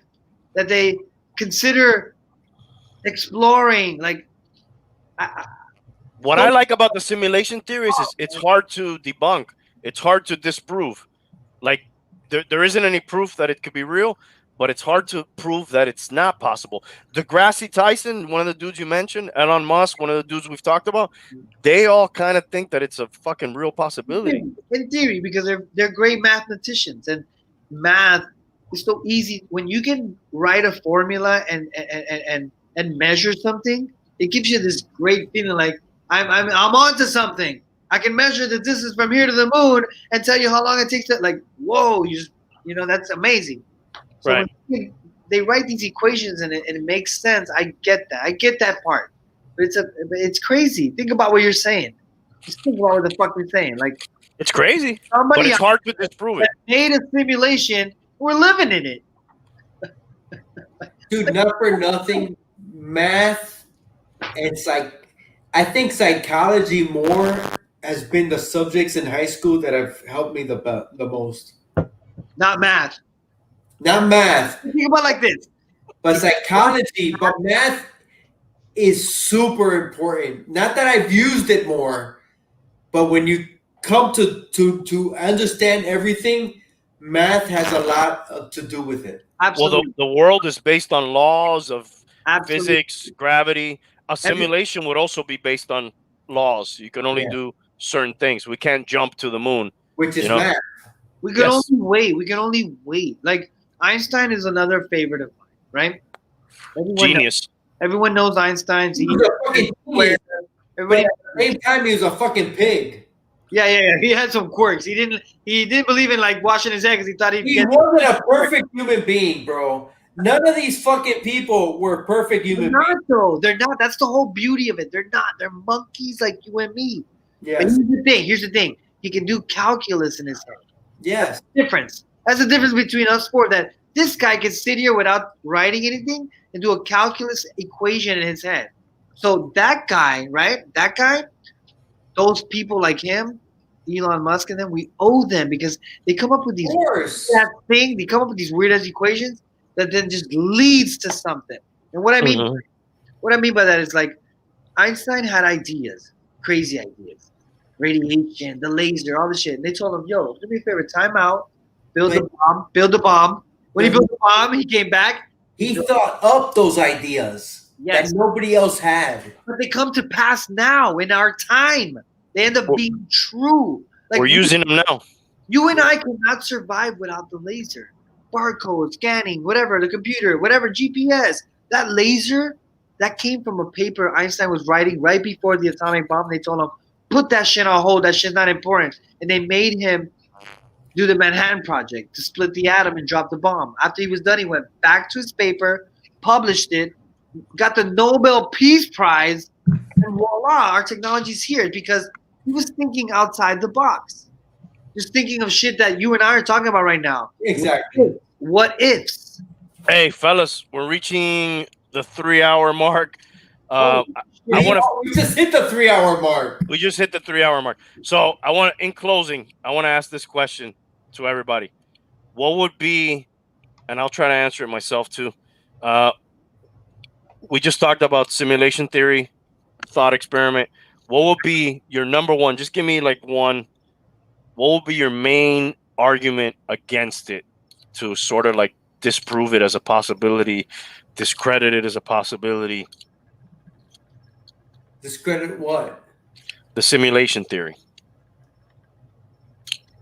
Dude, you want me No, don't wait, time out. Don't tell me, dude, that's bullshit. Give me a legit answer. That can't be possible because this. Like, why are you not a believer is what he's saying. Like, why would you what would a debunker say? Do it for you. You know what? I'm gonna fucking go first. I'll go fucking first. Don't get angry though. Don't get angry. This is my last statement. We're ending tonight. I want to start my last statement. Dude, Randy, that's a badass hat. Hell yeah. It's a simulated hat. It's not a real one, but it's a badass hat, dude. Dude, I don't believe in the simulation shit. But why? I just don't, dude. You know you don't have an answer? No, wait. Let me finish. All right. I go back to the Matrix was a fucking amazing movie. Oh my god. I fucking loved it. Shout out part 4 coming out. Part 4 coming soon. Next year, right? Okay, but part 2 was okay, and part 3 was fucking trash. Yeah. But I'm going to this. It's science fiction. I'm not going to accept that answer. That's my fucking answer, dude. That's not going to hold up in a court of law. We're not in a fucking simulation. But why? The question was because why. We're not, dude. We're fucking but not. Why? But why? Because we're fucking not. Don't tell me we fucking are. Because I'm not saying we are or aren't. I'm just saying what would be the argument against it. Because, dude, I believe in what I'm living. Okay? I believe. And that could be a simulation. It's not a fucking simulation, okay? All right, no answer. It's not no, that is my answer. That's not what I'm looking for. I'm looking for a reason. Your answer is there is a simulation. My answer is there is no simulation. But that's not my answer. That's not my answer. The guy upstairs is writing code for Hialeah. Like, God damn it, say this. Dude. Nobody's fucking writing code, dude. God damn it, Hialeah won't stop talking about simulation. Let me tell him. Dude, come on, bro. Come on. Dang, you gotta save it. Dude, you know what you're doing right now?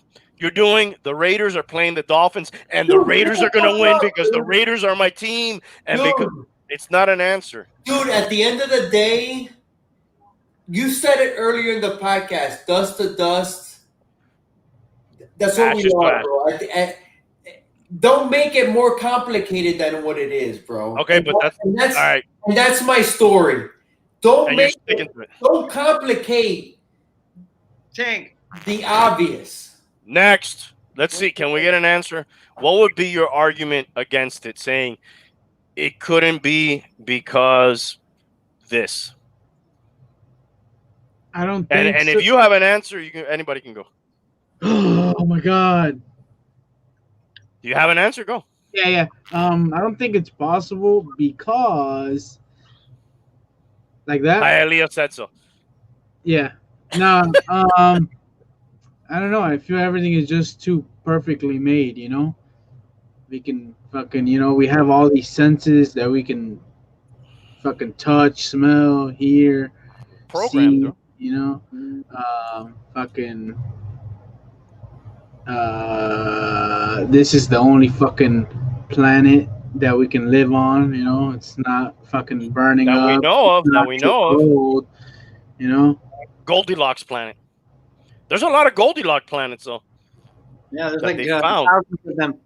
There's no glitches. What are the glitches? What are the fucking bugs? Exactly. This is what Deja Tank. vu.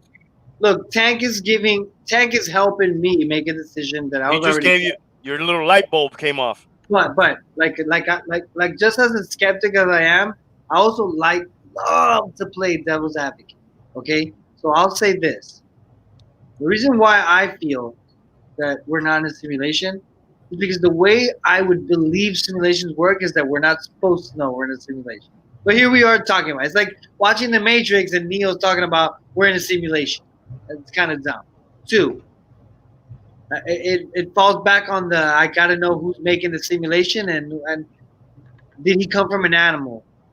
Did he evolve to be smart? Did he find metals? Or did this guy just fucking is he a god? Right? Which begs the question. The second thing I want to say, the third thing I want to say about simulation is even if it was real, right? Even if it was, the sophistication of technology they're doing to make us be in a simulation, like I guess it wouldn't matter. It wouldn't matter. The simulation won't break. You won't see the force field. You will live in the simulation the rest of your life, right? So, I mean, in this simulation, when you die, anyways. yeah, that's what I'm saying. So this simulation sucks. This simulation would only be cool if like people who knew, like the minute we knew we were in a simulation, we woke up and then we were fighting that guy that's making this simulation. But we're talking about you think we're in a simulation while we haven't discovered that. That's kind of like saying you think we're in a fishbowl. You think we're lizards. You think we're dogs. Like that's Well, it's an it could be like a chicken before the egg scenario too, Chris, where like maybe we are the bootloader for that simulation later. We haven't created it yet. Huh? Correct. I have the answer. The egg came first before the chicken because the egg was in the dinosaur Jurassic period and the chicken was later in the mammalian. But do you mean the chicken egg or dinosaur egg came first? I don't know. But I don't know any of this stuff. I'm just laying out arguments. So what I'm saying is, if you don't think maybe we haven't created the simulation yet, right? Our forefathers are going to create it. But if they created it much later, what's to say they didn't go back and we're in it now? So that's the whole scenario. Anyways, all our answers are kind of hard. It's hard to disprove, which I think is what makes it interesting. It's a cool theory. The simulation. But I think the main fucking argument for it is, people's internet goes bad every once in a while. We can't even fucking get that right. So what's to say you could run a fucking planetary simulation? That's probably the best argument against it. Like, it's hard. It is hard, man. It would have to be a planet-sized computer to be able to run it. Here's the scary part. If we can we'll end on this. All the bullshit we talk, I love it, man. I love speculating. It doesn't scare me to think that there's aliens. When Hialeah's hat on is like that, he's ready to go. Check this out, Hialeah, and I'll give you this. Hialeah. You go to sleep thinking of this. Even though I'm not on board 100% with all the weird shit and that they're aliens. Like, dude, when I do think of how vast the universe is, right? Like that shit just it fucks with me. Yes, of course. It fucks with me because it makes me feel like I'm the kid who had the cheap bike down the block, and there's kids who have motorcycles, and I just haven't seen them. Like that I always think of that. So I'm skeptical of what's here, but I'm on board with if one day, you know what I mean? Because it's so big, man. There's a possibility we're all like Avatar, the blue people, and there's life abundant, but we have arrows and horses. I hate to rule shit out. You know what I mean? Like, I don't like to rule shit out that I don't fucking know for sure. You know what I mean? Like, You know what? That's almost like a cop-out. In what sense? It's almost like a cop-out. It's like you're giving yourself that out. It's like, I don't want to rule nothing out. But at the end of the day, dude, dust to dust. No, not rule anything out that I don't know for sure. That I don't know for sure, but I can rule out that I'm not going to be able to fly like Neo to the moon. Because nobody's done it. You know what? I can't even fucking touch the 8-foot rim. How the fuck am I going to fly to the moon? I'm going to put it this way. I'm going to put it, and we could end the show on this. Why do you want to have the last word? Because you know what? My wife always has the last word. And you know what? I kind of want to have the last word. Call her in. Let her have the last word. I'm agnostic. As much as he wants to tell me that I'm not agnostic or atheist or whatever you want to call it, I don't believe I'm going to see my dad again. But in my heart, I want to see him again. Right. You know what I'm saying? Right. And don't rule it out. But my want doesn't make my reality. But you can't rule that out either, right? Dude, I'm not going to see my dad again, dude. You know when I'm going to see my dad again? I see my dad again when I dream about him. Maybe you're going to dream about him. That's And what I'm that'll saying. be it. But when I'm gone, I'm gone. But we don't know what happens. Nobody knows what happens at that point. I'm Because telling none you of us what, have done it. I'm not going to see my dad again. And it kills me. It's like asking the match after it's lit, like saying, "Hey, where are you at, match?" Like I'm lit. Exactly. I'm lit. How can I be? I think Jonas is lit again. Oh no, he's there. But listen, Hialeah, I know what you're saying. I hear you. I know what you're saying too, bro. I know what you're saying. I'm playing devil's advocate. The mind's very powerful. Maybe we can induce feelings and virtually see your dad, whatever. But the bottom line is biologically, what I had, what you did have, like if someone has passed, you're not gonna get that back. In the history of the world, you've never got it back. Kanye brought back Kardashian. Listen to me. I was walking my dog the other day, right? You know how it was cold? It was cold. And I'm walking my dog and I saw a lizard. And I walked past it. And you know, they when it gets cold, they fucking like kind of stiffen up and all that shit. Yes. And I stopped and I was like, dude, I kicked it out the way and it moved and it went to the side and I started thinking about I go, dude, I could have just squished that lizard and it was gone and it was done. And when we're gone, we're done. And we only live in the memories we leave behind with the people that remember us. That's it. That's the job. And that's basically it, bro. And that's basically it. Now, if there is something else, Randy, fine. Just give it to me. What is out right now is not enough. It's not enough. What's out right now, currently, with the supernatural and all this shit, like it's not enough. You haven't brought someone back. I haven't talked to someone who went to the other side and came back and go, check this shit out, dog. Let me tell you what's up. It hasn't happened. It's always there's near-death experiences and shit like that. It's I love you. It's just memories. It's what you get when you have stress or you cause distress or you're going through depression. That's fine. What he's asking is what I'm asking is if you want me to believe in some crazy shit, you got to bring him back from the dead. Oof. Like the alien has to land. We have to see the spaceship on CNN over and over again. Like we live in that age. We deserve that. We live in the age where stories are not enough. It's not enough, dude. It's one day the truth will be out there. It's not the fucking Odyssey and fucking there was a Cyclops and the fucking the golden the golden fleece and all that shit. Yeah. We're past that shit, dude. We're past that shit. Bro, if I told those old dudes that we were gonna put a man in the moon, they would have been like, fuck you, you are fucking crazy. How the fuck are you gonna put a dude up there? Are you crazy?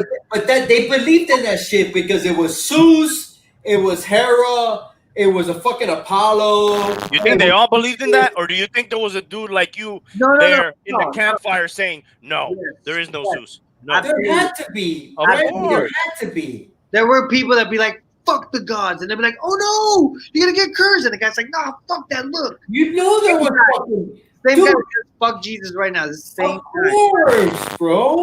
Let's kill him. Of course. The truth is out there, bro. And you know what? The Bible was written by man, dude. It was written by man. It was interpreted. Yeah, absolutely. They were distressed. They were in Persia for a long time, Jews, and it was like they were in jail. So they wrote beautiful poetry. Like people who were in jail, they write poetry. Dude, watch that movie Pi. What was it? Was it Pi? Life of Pi. Life of Pi, bro. Just watch that movie, and I totally get that movie. Yeah, that's a great movie. All right, guys. Whatever you believe in out there, if it helps you get through the day, keep believing in it. And as long as you're not hurting anybody, you know, fuck it, go for it. Randy, thanks to everybody in the chat. Yeah. Thank you for having me. I wanted to say that I saw your beard. Every time you grow it close to Christmas, I'm kind of connecting you to Santa Claus. I'm not sure if there's a little. I'm auditioning. I might take up that part-time job. Wait, Chris. You gotta mention the blazer. Look at the blazer, bro.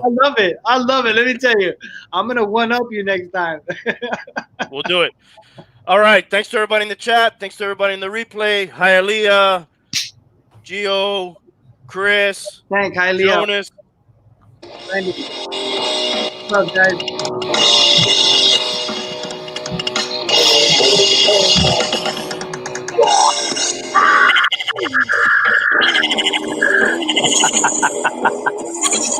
Good night, guys. All right.